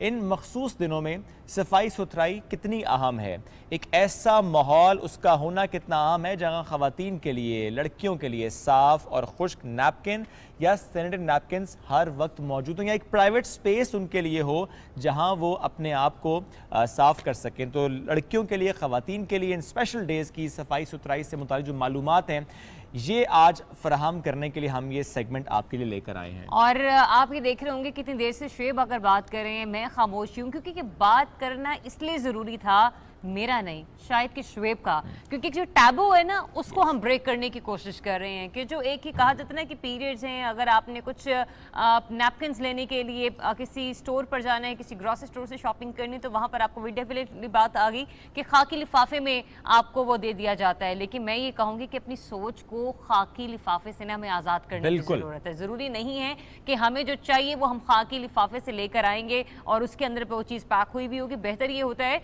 कि हम लोग वो अडॉप्ट कर लें, तमाम तर मामलात, उन चीज़ों को प्रैक्टिकली अपनी लाइफ में एंटर कर लें जो कि हमारे रूटीन मैटर का हिस्सा है। तो ये मामला किस हद तक ज़रूरी है, कितने इंपॉर्टेंट है, हमारी बच्चियाँ, छोटी बहनें जब इस प्रोसेस से गुजर रही होती हैं तो जिस वक्त उन्हें इस बारे में गाइडलाइन दी जाती है तो इतना बताया नहीं जाता या फिर छुप छुप कर इसके बारे में रखा और समझ बूझती जाती है। और ज़रियाब ज़ाहिर है, अगर हम बात शहरी इलाकों की करें तो चलो वहाँ तो सैनिटरी नैपकिन्स की अवेलेबिलिटी है, वहाँ इतना मसला नहीं, लेकिन देहात, गांव, ऐसे इलाके जहां सैनिटरी नैपकिन्स नहीं है, वहां अगर कपड़े का इस्तेमाल किया जा रहा है तो आज ये बताना बड़ा ज़रूरी है कि गीले कपड़े में जरासीम हो सकते हैं। अगर वो सही से खुश्क नहीं है, सही से उसको वॉश नहीं किया गया, धूप में खुश्क नहीं किया गया, इन्फेक्शन हो सकता है। और ये बड़ा अहम है कि जो सैनिटरी नैपकिन्स हैं इनको जलाया जाना या किस तरह से इसको तल्फ किया जाता है, और इसके साथ साथ अगर कपड़े का इस्तेमाल किया जा रहा है तो अगर वो सही तरह से खुश्क नहीं हुआ, वॉश नहीं हो, तो इन्फेक्शन हो सकता है। क्या आप जानते हैं ये बार बार का इन्फेक्शन, इसकी वजह से बांझपन का खदशा बढ़ जाता है। तो आज हम इस पर बात करेंगे। डॉक्टर ताहिरा ने हमें ज्वाइन किया। अस्सलाम वालेकुम। Good morning. गुड मॉर्निंग, अस्सलाम वालेकुम। कैसी हैं आप? मैं बिल्कुल ठीक हूँ। पहले तो मैं आपको कंग्रेचुलेट करना चाहूँगी कि आपने बहुत अच्छा दिन चुना है। आज वर्ल्ड टॉयलेट डे भी है। yes. तो 19 नवंबर वर्ल्ड टॉयलेट डे मनाया जाता है और इसके ऊपर मेंस्ट्रुअल हाइजीन स्पेशली को मेंशन करना बहुत ही अहम था, क्योंकि हमारे यहाँ तो इसके बहुत ही ज़्यादा टैबू है और समझा जाता है कि हमने बिल्कुल बात नहीं करनी। आप देखिए अल्लाह ताला ने जब एक औरत को इन दिनों में छुट्टी दी है, नमाज से भी छुट्टी दी है, उसका यही मतलब है कि अल्लाह ताला भी उसको उस वक्त फैसिलिटेट करना चाह रहा है। तो हम लोगों को ये जानना चाहिए कि इस वक्त हमने एक्चुअली उस खातून को फैसिलिटेट करना है। बच्चियाँ होती हैं छोटी सी, 13-14 साल में ये शुरू हो जाता है, पुख्ता उम्र चलता रहता है 40-45 साल की उम्र तक। तो इसमें जो सबसे ज़्यादा हमारे यहाँ बड़ी मिथ है वो ये है कि नहाना नहीं है, पीरियड्स के बीच में गुस्ल नहीं करना, नहाना नहीं है, और एक ही दफ़ा नहाना है जब पीरियड्स ख़त्म हो जाए।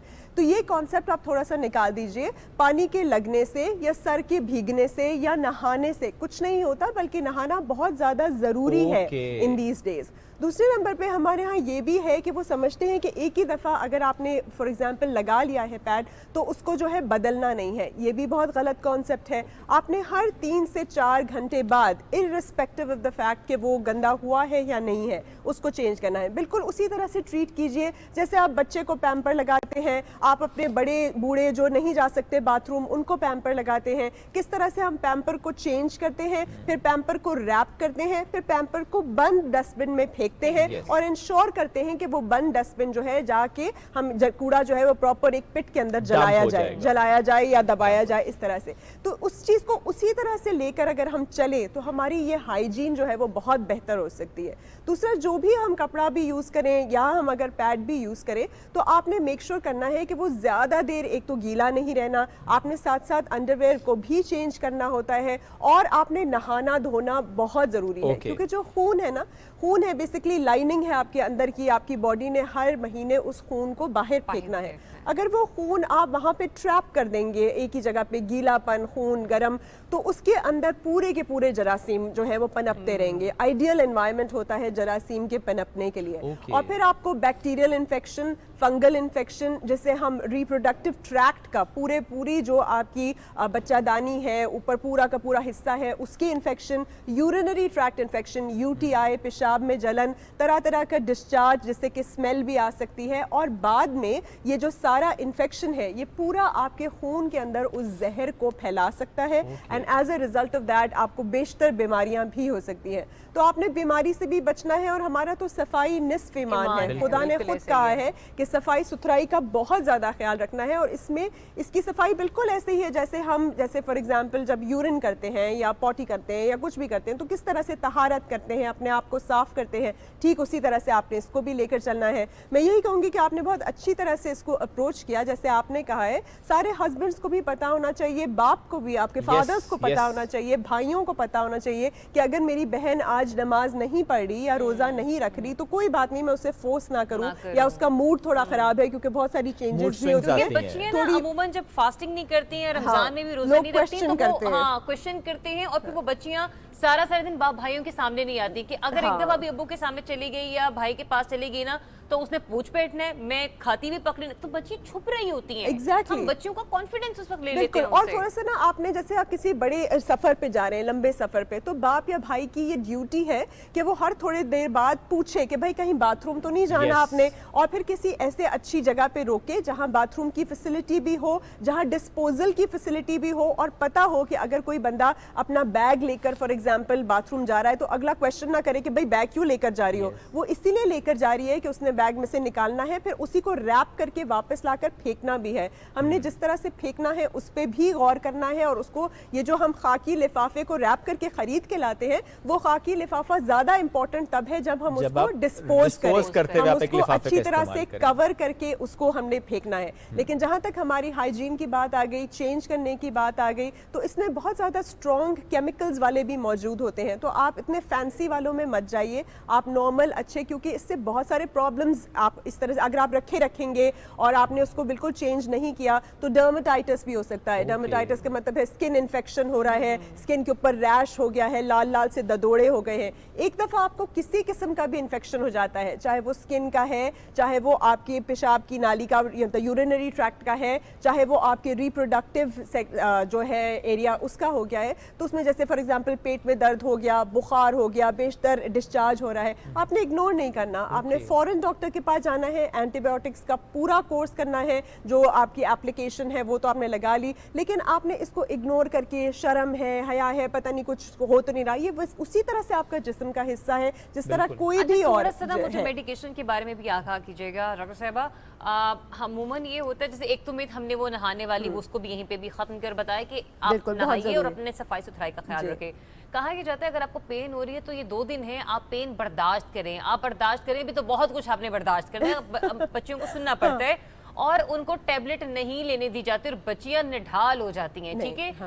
क्या वो टैबलेट लेना इंपॉर्टेंट है या नहीं है, या फिर एक कहा जाता है कि ठंडी चीजों का इस्तेमाल मत करें, इस पे भी थोड़ा सा जी, ये आपने बहुत ही अच्छा सवाल किया। देखिए, दर्द में रहना कोई इतनी अच्छी बात नहीं है। अगर वाकई दर्द अनकंट्रोलेबल है, ब्लीडिंग भी अनकंट्रोलेबल है, तो टैबलेट ले लेना बिल्कुल गलत नहीं है। आमतौर पर आपने देखा होगा लोग मेफेनेमिक एसिड जिसे हम पॉन्स्टॉन कहते हैं, या जो आपके एंटी स्पेज़मोडिक्स होते हैं जिसे हम हायोसिमिन ब्रोमाइड कहते हैं, बस्कोपेन टाइप, वो ले लेते हैं, which is fine, it is totally fine. आपको दर्द बर्दाश्त करना बिल्कुल आप पे जरूरी नहीं है। हाँ, उन दिनों में आपको रिहाइड्रेटेड रहना बहुत जरूरी है, अच्छा न्यूट्रिशन दीजिए। बहुत सारे लोग हमारे यहाँ बिल्कुल नहीं देते, अंडा गर्म चीजें नहीं देते कि इससे होगा, ऐसा कुछ नहीं है। अंडा, दूध, दही, फ्रूट्स, नट्स, हर चीज जो है वो खिलानी चाहिए, न्यूट्रिशन देना चाहिए। जहां तक आपने ठंडा कहने की बात की, तो वो बात बिल्कुल सही है कि जब भी आप ठंडा पानी पियेंगे या कोई ठंडी चीज खाएंगे तो आपको दर्द थोड़ा सा ज्यादा होगा, तो उसमें बेटर यही होता है कि आप हॉट ड्रिंक्स लें, वो सूद भी करती हैं सिस्टम को। आप हॉट पैड या हॉट वाटर बॉटल रख लें,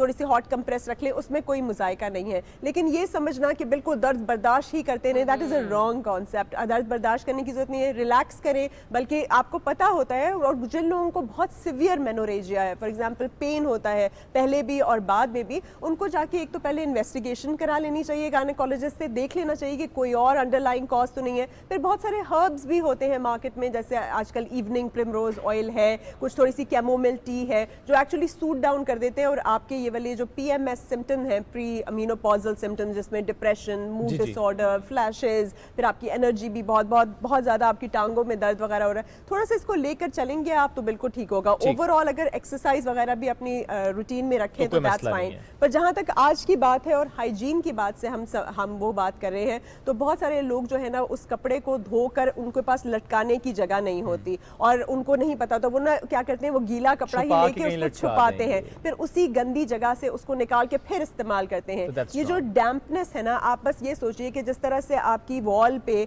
अगर गीली होगी, गर्म होगी तो सेम लग जाती है, ठीक उसी तरह आपके जिस्म पे भी या कपड़े पे भी अगर आपने उसको गीला रख दिया, उसको सूरज ना लगने दिया, तो उस पे सेम या फिर फंगस लग जाएगा, जो इन्फेक्शन बिल्कुल वही का वही गीला है। एग्जैक्टली, तो इसको धूप में सुखाना बहुत जरूरी है। और आप अपने जो घर की खवातीन है उनको प्राइवेसी जरूर दीजिए, जैसे छत का कोई कोना है या बाथरूम का कोई कोना है, यू शुड अंडरस्टैंड कि भाई कुछ औकात ऐसे होंगे, समझना हाँ, कि कुछ औकात ऐसे होंगे जिसमें उनको थोड़ी सी तन्हाई की जरूरत होगी। और फिर जजमेंटल नहीं होना चाहिए। जब हम हाइजीन की बात करते हैं तो हमने बालों की भी सफाई बहुत जरूरी होती है। हमारे यहाँ ये सोचा जाता है शायद बालों की सफाई कोई कॉस्मेटिक प्रोसीजर है, ये कॉस्मेटिक नहीं है, ये अल्लाह का हुक्म है कि आपके बाल चावल के दाने से बड़े नहीं होने चाहिए, आपने उसको ट्रिम करना चाहिए। बहुत सारे लोग इस स्कूल ऑफ थॉट से हैं कि यहाँ पे वो लोहा ना लगे तो जनाजा नहीं होता, तो पता नहीं क्या कुछ, ऐसा कुछ भी नहीं है। आपने सफाई करनी है, आप जिस मर्जी चीज से करें, लोहा हम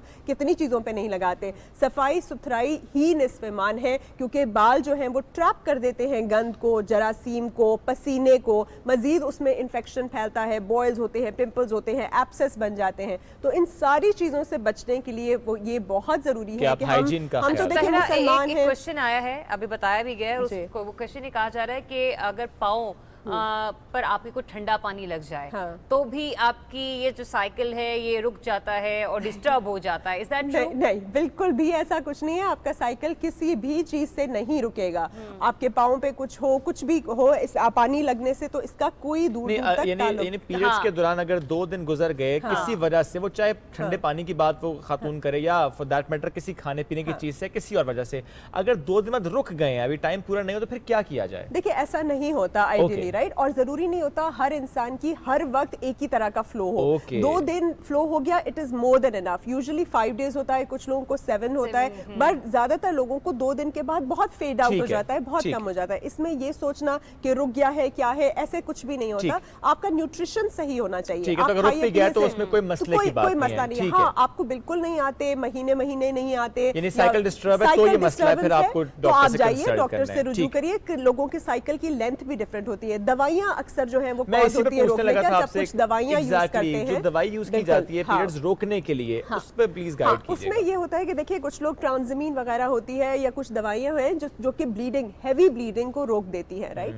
या फिर कोई और दवाइयां भी यूज कर रहे होते हैं फॉर एनी अदर रीजन, उसकी वजह से कभी कभी ब्लीडिंग रुक सकती है। क्योंकि जैसे आप फॉर एग्जांपल माइग्रेन है, उसके लिए वेजोकंस्ट्रिक्शन, मतलब जो खून को रोकने वाली दवा यूज करें, तो ऑब्वियसली आपकी बाकी ब्लीडिंग भी इफेक्ट होगी क्योंकि आर्टरीज इन्वॉल्व है। लेकिन इसीलिए मैं कह रही हूँ कि अगर आपका 2 दिन फ्लो ठीक हो गया है, उसके बाद वो रुक भी जाता है, तो दैट्स फाइन। उन दिनों आप बाकी चीजों की दवाइयां लेने से जरूर अवॉइड कर सकते हैं। और अनलेस इंडिकेटेड, देखिए मेनोरेजिया या जैसे कहते हैं ना एक्सट्रीम, मतलब पीरियड्स हद से ज्यादा होना, मतलब बहुत ज्यादा ब्लड फ्लो होना, उसको डॉक्टर ही डायग्नोज करेगा। डिस्मेनोरिया या पीरियड्स में दर्द होना वैसे तो आम है, लेकिन कितना अनकंट्रोलेबल है वो भी डॉक्टर ही आपको बताएगा। बहुत सारी बच्चों को पता नहीं होता, वो सोचती हैं शायद ये एबनॉर्मल है इतना, बट इट्स फाइन। अगर आप एक दिन में 5 से 6 हो रहे हैं, दैट इज फाइन। अगर आप 2 दिन के बाद खत्म हो रहे हैं, फेड आउट हो रहे हैं, that is also fine. 5 days का साइकिल, 7 डेज का साइकिल इज ऑल्सो फाइन। कुछ का 28 डेज, कुछ का महीना, that is also perfectly fine. तो आपने बस इन चीजों का ख्याल रखना है। Thank you so much doctor साहिबा, थैंक यू वेरी मच। ये बात करना बहुत जरूरी था इस टॉपिक पर, और I will again say all the mens out there, ये बहुत ज़रूरी है आपके लिए भी कि आप ये समझें, एज अ हस्बैंड है तो आप रिक्वायरमेंट समझें, एज अ ब्रदर है तो समझें, एज अ फादर है तो समझें। घर में जो खातून मौजूद है वो किसी भी रिश्ते में, लेकिन वो पहले खातून है, रिश्ता बाद में, पहले वो खातून है, तो उसकी रिस्पेक्ट आपने करनी है, उसकी ज़रूरत का ख्याल रखना है। At the same time doctor साहब एक बात बड़ी अच्छी आपने की, जब कहीं किसी सफ़र पर आप जाते हैं ये मत कहने नहीं कंट्रोल करो आप आगे किसी वॉशरूम में जाएंगे, no, do ask the ladies there कि आपको अगर ज़रूरत है तो हम यहीं पर रुकते हैं और एक मुनासिब जगह पर ज़रूर रुकें। हम भी रुकते हैं, थोड़ी सी देर के लिए ब्रेक लेते हैं, वापस आएंगे, साथ रहिए।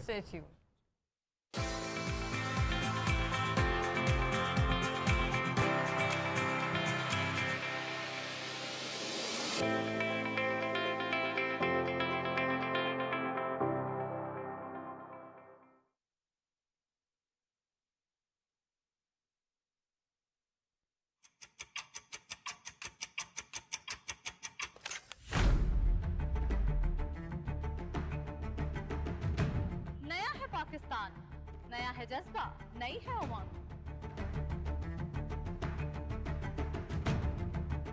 खबर के साथ उस पर हो इजहार ख्याल। देखनी होगी दरामद से बरामद तक की सूरत हाल। कौन सी करेंसी है अप, कौन सी डाउन?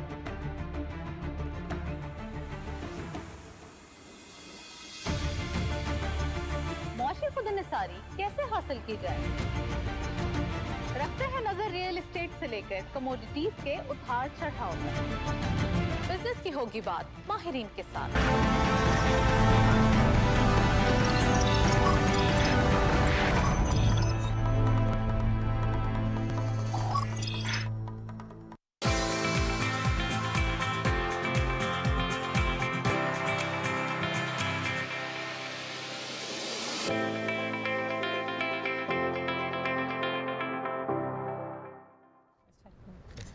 जी वेलकम बैक। नाज़रीन, ब्रेक के बाद एक बार फिर से आपको खुशामदीद कहते हैं। सेलिब्रिटी लाउंज हमारा शुरू हो चुका है और अपनी मेहमान शख्सियत को हम स्टूडियो में इनवाइट कर चुके हैं। ताल्लुक है इनका कराची से, हल्का NA 252 से पाकिस्तान तहरीक इंसाफ के टिकट पर रुकन कौमी असम्बली मुंतखब हुए हैं और आप पार्लिमानी सेक्रेटरी बराए मजहबी उमूर हैं। तो बहुत सारे ऐसे सवाल जवाब हैं जो हमने उम्रा के हवाले से भी आज इनसे करने हैं, ताकि जो दिलों में एक ख्वाहिश दबी बैठी है वो आज पूरी हो जाए। तो आज पाकिस्तान में जो मेहमान शख्सियत हमें ज्वाइन कर चुके हैं वो है रुकन कौमी असम्बली जनाब आफ्ताब जहांगीर साहब। अस्सलाम वालेकुम सर, वेरी गुड मॉर्निंग। आप खुश खैरियत से? आप लोग ठीक हैं? अल्हम्दुलिल्लाह बिल्कुल ठीक है। कराची का मौसम तो अभी भी ऐसा है कि पंखे शंखे चल रहे हैं, यहाँ पे तो रज़ाइयाँ निकल आई हैं, तो ये डिफरेंस कैसा महसूस होता है? अच्छा, मैं कल कराची गया था सुबह। अच्छा, तो एक तो मेरा चैरिटी का प्रोग्राम था गवर्नर हाउस में, और फिर शाम को मैं वापस आया, तो वहाँ पर और यहाँ पर जब मैं पहुँचा एयरपोर्ट पर तो मुझे महसूस हुआ कि मैं वाकई एक डिफरेंट जगह से डिफरेंट जगह पर आया हूँ। तो यहाँ पे लिहाफ वगैरह, कंबल, ब्लैंकेट्स ये निकल चुके हैं, और ख़ास तौर पर रात में और इवनिंग के टाइम पर। बिल्कुल। लेकिन कराची के अंदर वैसे दिन तो बहुत सख्त होता है, लेकिन शामें उसकी बहुत अच्छी होती हैं। लेकिन अभी भी वहाँ पे स्टिल ज़रूरत नहीं है आपको कोई किसी तो आपने यहाँ पर लिहाफ और कंबल के साथ फिर अपना एहतमाम कर रखा? जी आप देखिए, क्योंकि हम यहाँ रहते हैं, हमें जगह मिली हुई है पार्लियामेंट लॉजिस के अंदर, तो वो पूरा इंतज़ाम, क्योंकि अब तो चौथा साल शुरू हो गया है, बिल्कुल, तो वो इंतज़ाम हमने पूरा किया हुआ है, तो माशाल्लाह। लेकिन ये कि इस्लामाबाद जो है मुझे तो बहुत पसंद है। कम से कम यहाँ पर आप मौसम को एंजॉय तो कर सकते हैं। कराची के अंदर 12 महीने एक जैसा मौसम रहता है, कुछ दिन हम इंतजार करते हैं कि कोयटा के अंदर हवा चले। बिल्कुल, वो कोयटा की मरहून मन्नत है कराची की सर्दियाँ, तो वो फिर जब थोड़ी सी ठंड होती है तो कहते हैं कोयटा की हवा चल गई। बिल्कुल ऐसे ही है। तो वो हम फिर दुआ करते हैं कोयटा वालों के लिए कि भाई थोड़ी सी हवा चला दो, थोड़ी सी चला दो। वो तो हवा चलाने की बात, लेकिन जब हवा चलती है फिर वाकई कराची वालों से बर्दाश्त नहीं होती वो सर्दी, बिकॉज़ आदत नहीं रही। आदत नहीं रही। वहाँ तो पूरा साल या तो गर्मी है तो अन्यवा गर्मी है। ये यहाँ पर मैं आज ही मतलब बल्कि कल ही बच्चों से कह रहा था मैं कि कम से कम इस्लामाबाद में आप मौसम को एंजॉय कर सकते हैं ना। बिल्कुल ऐसे ही। क्योंकि आपको वो जो कहते हैं ना चारों मौसम, वो चारों मौसम आपको यहाँ पर आपको एंजॉय करने चाहिए। खाने पीने का कितना शौक है? अच्छा देखिए, मैं शुरू से, मुझे बचपन से, मैं क्योंकि दोस्तों में रहा ज़्यादातर, तो दोस्तों के साथ रहता था, तो मुझे घर का रात का खाना तो मैंने बहुत कम घर पे खाया। अच्छा, बाहर ही खाया? बाहर ही खाया दोस्तों के साथ। अच्छा, फिर उसके बाद मैं जब प्रैक्टिकल लाइफ में आया तब भी मैं, क्योंकि मैं ज़्यादातर रहा पाकिस्तान से बाहर, सही। तो उसमें भी मुझे फिर बाहर होटलिंग मेरा एक शौक़ रहा। लेकिन अब मैंने महसूस किया है कुछ अरसे से, कुछ साल 1.5 साल से, कि अब वो मेरी वो जो ख्वाहिश है बाहर खाने की वो कम होती जा रही है। अच्छा। हाँ, अब मैं अवॉइड करता हूँ कि मैं कहता हूँ यार नहीं, घर का भी, वो भी सादा सा। ओके। पता नहीं, मैं अपने दोस्तों से भी कहता हूँ कि अब मुझे जो है ना वो टेस्ट जो है वो यकसा सा लगने लगा है। शायद वो इतना ज्यादा आपने मॉडलिंग कर लिया। तो अब वो जब मैं अपने, मेरा जो कुक है कुर्बान, उसको मैं कहता हूँ यार तू मुझे अच्छी सी दाल खिला दिया कर, समझे ना। तो वो मुझे वो अक्सर, तो मेरे जब कोई दोस्त आते हैं कहते हैं आफ्ताब भाई क्या बात है, कोई बचत कर रहे हो, क्या कर रहे हो कि हर वक्त दाल। मैंने कहा नहीं, दाल और गोश्त की कीमत बराबर हो चुकी है, बचत तो नहीं कर रहा, लेकिन मुझे अच्छा लगता है कि मैं थोड़ा सा चेंज। तो पसंदीदा दाल कौन सी है? मतलब जो भी हो। अच्छा, दाल लेकिन कोई मतलब अच्छी सी बनी हुई हो, समझे ना। क्योंकि फिर जब आप बाहर जाते हैं ना, ज़्यादा टाइम तो हमारा बाहर गुजरता है दोस्तों, मतलब किसी इवेंट्स के अंदर, गैदरिंग, तो वहाँ पर या शादी ब्याह में, तकरीबात के अंदर, तो वहाँ ये सारी चीज़ें। तो मैं आज ही कल किसी से कह रहा था यार कि अभी मेरी भतीजी की शादी आने वाली है, तो मैं उनसे कहूँगा यार एक दाल भी रखना। अच्छा, रखी भी जाती है, रखी भी जाती है, ऐड की जाती है। जबरदस्त। मूवीज और ड्रामे देखने का भी शौक? अच्छा, मैं मूवीज तो मैंने काफ़ी देखी होंगी, लेकिन अब आप मुझसे नाम पूछेंगे तो मुझे कोई नाम याद नहीं है। नाम पूछना ही नहीं था आपसे। अच्छा, नहीं, मैंने इसलिए पहले आपको बता दिया पाकिस्तानी इंडस्ट्री में। अच्छा, नहीं, लेकिन ये कि ज़ाहिर बात है जब आपके पास थोड़ा सा गैप होता है ना टाइम का, तो मैं जब रिमोट मेरे हाथ में होता है, मैं ऑनेस्टली आपको बता रहा हूँ, क्योंकि जो मुझसे वाकिफ़ हैं उनको पता है कि मुझे लगी लिपटी आती भी नहीं ना मुझे। बिल्कुल। मैं जब चेंज कर रहा होता हूँ तो मैं यकीनन सुबह के टाइम चेंज करता हूँ और पीटीवी पे जाता हूँ। क्या बात है। बाखुदा मैं आपको ये सारी बात बता रहा हूँ। मैं आप लोगों का प्रोग्राम देखता हूँ, जैसे अभी पिछले दिनों मैंने प्रोग्राम देखा था जिसमें मेरे कुलीग आए थे, शेर अली साहब, जी, अरबाब शेर अली। तो इसी तरह वो जो मैं ये सिर्फ इसलिए देखने के लिए कि गेस्ट कौन है और टॉपिक क्या होगा, क्योंकि आप गेस्ट से अंदाज़ा लगा लेते हैं कि यार ये टॉपिक क्या होगा।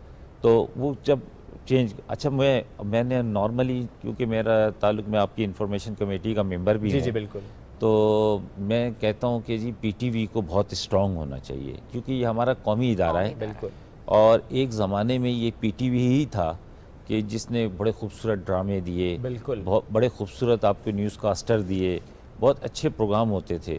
तो अब जो है इसकी आप लोगों की, मैं अक्सर आपकी मैनेजमेंट से कहता हूँ, जिसके ये चेंज, जो आपने कमज़ोरियाँ की वजह से आपका जो व्यूअर था वो शिफ्ट हुआ, तो अब लेकिन ये जैसे हुआ आपका सेट माशाल्लाह बड़ा खूबसूरत, थैंक यू सर, समझे ना। तो अब दोबारा आप लोग जो रिवाइव कर रहे हैं ना, तो और बड़ा अच्छा लगता है जब हमें सेट के हवाले से भी कॉम्प्लीमेंट है, और माशाल्लाह जितने भी गेस्ट आते हैं सबसे सब तारीफ करके जाते हैं कि नहीं बड़ा वाइब्रेंट है। नहीं, बहुत अच्छा है, देखिए ना ये बड़ा खूबसूरत है। और मैं बहुत कम मैं बहुत ज़्यादा मॉर्निंग शोज़ में भी गया, टॉक शोज़ में भी जाता हूँ, तो मैंने देखा है। तो मैं अक्सर लोगों को ये कहता हूँ कि यार ये कैमरे का कमाल है कि वो आपको जगह भी इतनी बड़ी नहीं, वो खूबसूरत चीज़ें दिखाता है आपको। वो ऑनेस्टली बड़ी बुरी हालत है, बिल्कुल, समझे ना। तो लेकिन इस सेट पर आकर मैं ऑनेस्टली कह रहा हूँ, मैं ये नहीं कि आप लोगों को कम्प्लीमेंट, मैं आपकी मैनेजमेंट को भी और आप लोगों को भी कि वो देना चाहता हूँ कि ये बहुत खूबसूरत सेट है। वकास बंगश साहब खुश हो जाएं अब आप, क्योंकि हमारे प्रोड्यूसर की सर उसमें बहुत ज़्यादा मेहनत रही है, स्केचिंग से लेकर, सिलेक्शन से लेकर, प्रोक्योरमेंट से लेकर, एग्जीक्यूशन तक। ही वाज, असल में देखें, ये तो एक यकीनन जिसके पास जहन है और वो कुछ करना चाहता है, उसको जब मौका मिलता है ना, बिल्कुल ऐसे ही फिर मौका मिलता है, बिल्कुल दुरुस्त। फिर वो अपनी जो सलाहियतें हैं वो उसको वो, और फिर खूबसूरत सेट के साथ खूबसूरत होस्ट हों, क्या तो दिन वैसे ही अच्छा गुजर जाएगा, सोने पे सुहागा हो जाता है फिर। और आज तो मैडम ने तो मैचिंग का पहना हुआ है, बिल्कुल सूट, ये देखें आप तोड़ के पहन लिया बस कुछ ऐसे ही है। तो नहीं, अच्छी बात है सर, हम लोग खुद भी यही कोशिश होते हैं कि इस्लामाबाद में बहुत टाइम के बाद जाके इस तरह का कोई मॉर्निंग शो लॉन्च हुआ, और कमी थी यहाँ पर, मतलब ये नहीं कि जितने भी हमारी पॉलिटिकल पर्सनैलिटीज हैं सब बेचारे टॉक शोज में बैठ के दिन रात बात करके। मैं आपको ऑनेस्टली बता रहा हूँ कि डेली मुझे मैं इसलिए कि कराची से, सिंध से सबसे ज़्यादा रिप्रेजेंट पीटीआई के हवाले से मैं करता हूँ, बिल्कुल ऐसे। तो मैं यहाँ पे भी आपकी शाम में बहुत मैंने गुजारता हूँ आके, कभी कभी अब तो वो मुझे कहते हैं, मैं कहता हूँ, मैं कभी कहता हूँ मैं जहाज़ पर हूँ, कभी मैं थक गया है, हकीकत बताएं। क्योंकि सर उसके आउटपुट भी तो कुछ नहीं है। नहीं, अच्छा देखिए, सवाए तनकीद, सवाए एक दूसरे के साथ आपस Bashing में के अलावा उलझने कुछ हो ही नहीं के रहा। और वो फिर पॉइंट स्कोरिंग करने के बजाय देखिए हमें मतलब कोई अच्छा रिजल्ट देना चाहिए। जो जिम्मेदारी मेरे पर लगाई गई है, अगर मैं उसका रिजल्ट नहीं दे पा रहा तो मुझे फिर समझ नहीं आती। ऑपोजिशन हो या ट्रेजरी बेंचेस हो, इनका काम है कि जी डिबेट करना, बिल्कुल, और वो डिबेट जिससे कोई रिजल्ट फायदा हो। निकले। अब सवाए एक दूसरे को खुश करने के, तो मैं इसलिए अब थोड़ा अवॉइड करता हूँ। मैं कहता हूँ कि भाई आप, अच्छा फिर आदमी को चाहिए कि रेलिवेंट सब्जेक्ट के लिए जो है ना वो उसका बिल्कुल। मखसूस आदमी बुलाएं। बुलाया कि जाए, जिसकी उस पे बिल्कुल ग्रिप ऐसे है, ही। जिसका उस पर काम है। मैं टू बी ऑनेस्ट, क्योंकि मैं साफ कहता हूँ कि मैं कहता हूँ कि भाई अगर आपने इकोनॉमिक्स पे, अक्सर आपकी मूना जो है वो करती है मुना आलम, तो मुझे कहती है आफ्ताब, मैंने कहा सब्जेक्ट तुम्हारा डिफरेंट है, मैं नहीं आ रहा। वो कहती नहीं, आज हमने थोड़ा सा पॉलिटिकल भी करना है। मैंने कहा फिर आ जाऊँगा। समझे ना? तो वो मतलब जिसका जो सब्जेक्ट है वो आए, और वो फिर अगर कोई प्रॉब्लम है तो उसका सोल्यूशन भी दे। अब थोड़ा सा बताएं, ये हाथ पे क्या हुआ? अच्छा देखें, ये मैं 92 में मेरा एक्सीडेंट हुआ था, तो वो एक सीरियस एक्सीडेंट था। तकरीबन मुझे 1 साल हॉस्पिटलाइज रहना पड़ा, और मैं फ़ौरन फ़ैसला करने का आदी हूँ। मैं जब भी कोई फ़ैसला करता हूँ मैं फ़ौरन करता हूँ, फिर रिज़ल्ट बाद में देखता हूँ उसका क्या रिज़ल्ट आएगा। तो जब मुझे बड़ी सीरियस हालत थी, तो मैंने देखा, जब थोड़ा सा मुझे होश आया तो मेरे गिर्द डॉक्टर्स का एक पैनल खड़ा था, और मेरा छोटा भाई, मुझसे जो छोटा है, मोहम्मद इम्तियाज़, वो उनसे कुछ बातचीत कर रहा था। तो मैं थोड़ा सा, मैंने पूछा उससे कि भाई क्या मसला क्या है? उसने कहा कोई मसला नहीं। मैंने कहा फिर भी मसला तो कोई है ज़रूर। तो उसने कहा कि जी भाई ये कह रहे हैं कि आपका जो लेफ़्ट हैंड है उसको ख़त्म करना पड़ेगा, काटना पड़ेगा। तो मैंने कहा फिर कोई और हल? उन्होंने कहा नहीं, कोई हल नहीं, बकौल इनके। तो मैंने कहा ये जो कह रहे हैं वो कर दो। That was a decisive moment for you, but एक तकलीफ लेकिन मैंने उसको कमज़ोरी नहीं बनाया, ताकत बनाई अपनी। उसके बाद मैं 1 साल लगा मुझे हॉस्पिटल से निकलने में। मैं जाता था, आता था, रिहेबिलिटेशंस और ये और वो मुख्तलिफ, मतलब मुझे इश्यूज़ थे। लेकिन जब मैं वहाँ से फारिग हुआ हॉस्पिटल से, डॉक्टर्स ने कहा जी अब आप कभी कभी आ सकते हैं रूटीन चेक के लिए, वरना अब ज़रूरत नहीं है आपकी। तो मैंने एक नई ज़िंदगी आगाज़ की, और पहले से बहादुर, पहले से ज़्यादा बाहिम्मत आफ्ताब जो है मैंने उस दिन स्टार्ट लिया। और मैं वो सारे काम करता हूँ। मैं अक्सर जब जाता हूँ मोटिवेशनल स्पीक करता हूँ मुख्तलिफ यूनिवर्सिटीज़ में या लोगों में, तो मैं उन्हें जब बताता हूँ तो वो हैरान होते हैं। बल्कि मैं एक दफ़ा वहाँ बाहर एक जगह इंटरव्यू दे रहा था, तो मुझसे वो होस्ट, वो एक और मेरा गेस्ट था, वो कहता है कि जी आपने कौन सी यूनिवर्सिटी से आपने तालीम हासिल की है? तो मैंने उसे कहा कि मैंने रोड यूनिवर्सिटी से हासिल की है। तो वो परेशान हुआ, बोला ये कौन सी, मतलब मुल्क के अंदर ये यूनिवर्सिटी है? मैंने कहा ये हर मुल्क के अंदर है। तो कहता मैं समझा नहीं। मैंने कहा मैं ये रोडों पे फिर के मैंने सीखा है, समझा ना, ये मेरी यूनिवर्सिटी है। मैंने एजुकेशन हासिल की मैट्रिक करने के बाद। मैट्रिक मैंने बहुत अच्छे स्कूल से किया कराची के, लेकिन उसके बाद माली सूरत हाल की वो कमज़ोर माली सूरत हाल थी मेरी वालिद साहब। तो मैंने, वालिद साहब ने कहा कि पढ़ने के लिए, मैंने कहा नहीं मुझे पढ़ना नहीं है, मुझे मेरे कुछ ख्वाब है, मैंने वो पूरे करने हैं, और वो बग़ैर वसाइल के हो नहीं सकते। उसके लिए बहुत, मतलब काफ़ी नाराज़गी रही घर के अंदर। मैंने कहा आप मुझे जो मर्ज़ी कह दें, मैंने वो नहीं करना। तो मैं बस उसमें, फिर मैं दुनिया में निकला, यहाँ निकला। तो लेकिन मैंने वो सारे काम किए इस माजूरी के साथ जो एक नॉर्मल आदमी भी नहीं करता। तो वो शौक, वो ख्वाब पूरे हुए? हाँ, देखिए मैं एक कामयाब बिजनेसमैन बना। मैंने पॉलिटिक्स में छोटी उम्र से शुरू की थी। मैंने 17 साल की उम्र से मैंने पहली शुरू से, मैं उस वक्त 17 साल का था जब 77 की तहरीक चल रही थी। और शुरू से, क्योंकि मैं एक राइटिस्ट जहन का मालिक था, तो मैं उस तहरीक का हिस्सा बना। और उसके बाद फिर चलते चलते आज मैं कौमी असम्बली का मेंबर भी हूँ। तो मेरे वो जितने ख्वाब थे, लेकिन मैंने उन ख्वाबों के लिए, मैं अमूमन दोस्तों से भी कहता हूँ, लोगों से भी कहता हूँ, शॉर्टकट नहीं आपने इख्तियार करना। आपको मेहनत करनी है। मेहनत आपको जो है वो ज़रूर, और उसका सिला आपको मिलेगा। ये ऐसा नहीं हो सकता कि आप मेहनत करें और उसका सिला ना मिले, बिल्कुल मिलता है।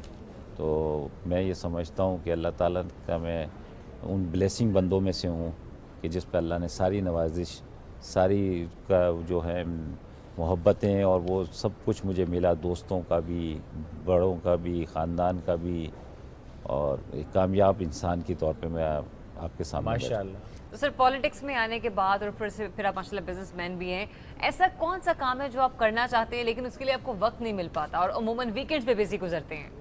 अच्छा देखिए, पहले तो ये था कि मैं कुछ 2-3 चीज़ें करना चाहता हूँ जो नहीं कर पा रहा, और जिसका एक तो ये कि मेरी ये शुरू से कहा है कि मैं कोई ऐसा काम करूँ जो मतलब लोगों के लिए बड़ा बेनिफिट हो, और मेरी ख्वाहिश है कि मैं फ़िश ना दूँ, फ़िश रॉड दूँ।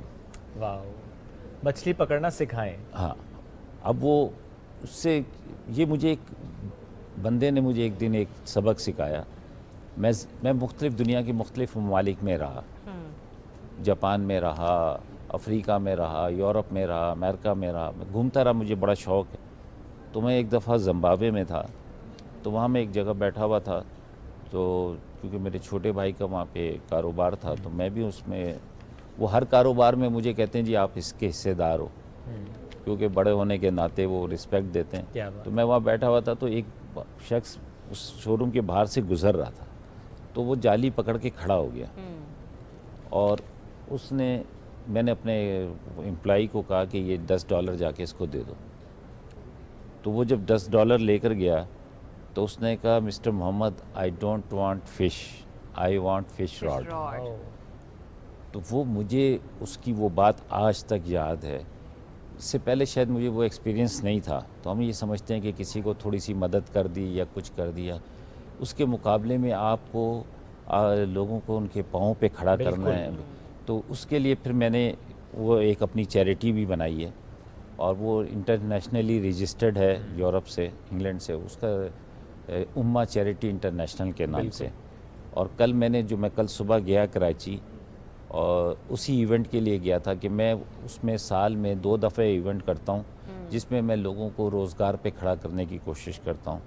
लोगों को मतलब जैसे सिलाई सेंटर मैंने बनाए हुए हैं, ताकि वो ख़वातीन सीखें, फिर जब वो सीख जाती हैं फ्री ऑफ कॉस्ट, फिर उनको मैं सिलाई मशीन्स वगैरह जो है वो गिफ्ट करता हूँ। अच्छा, इसी तरह लोगों को रिक्शा वगैरह के, नौजवानों को बाइकिया के साथ अटैच करके बाइक्स, मतलब जहाँ कहीं भी किसी को कोई काम करने की ज़रूरत है, वो चाहता है कि अपने पाँव पे खड़ा होना, तो मेरी ये ख्वाहिश ये है कि गवर्नमेंट भी चाहे कि उसको इस किस्म के इंस्टीट्यूट्स बनाने चाहिए, जो मैं अपने प्राइम मिनिस्टर साहब से भी कहा है, और उस पर कि हर हलके के अंदर, हर इलाके में आप ऐसे इदारे बनाए जहाँ पर वोकेशनल सेंटर्स, जहाँ पे लोगों को ट्रेनिंग दी जाए। हम क्या कर रहे हैं, जो मेरे पास कोई आता है वो ये समझता है कि ये MNA है तो इससे सरकारी नौकरी मांगे।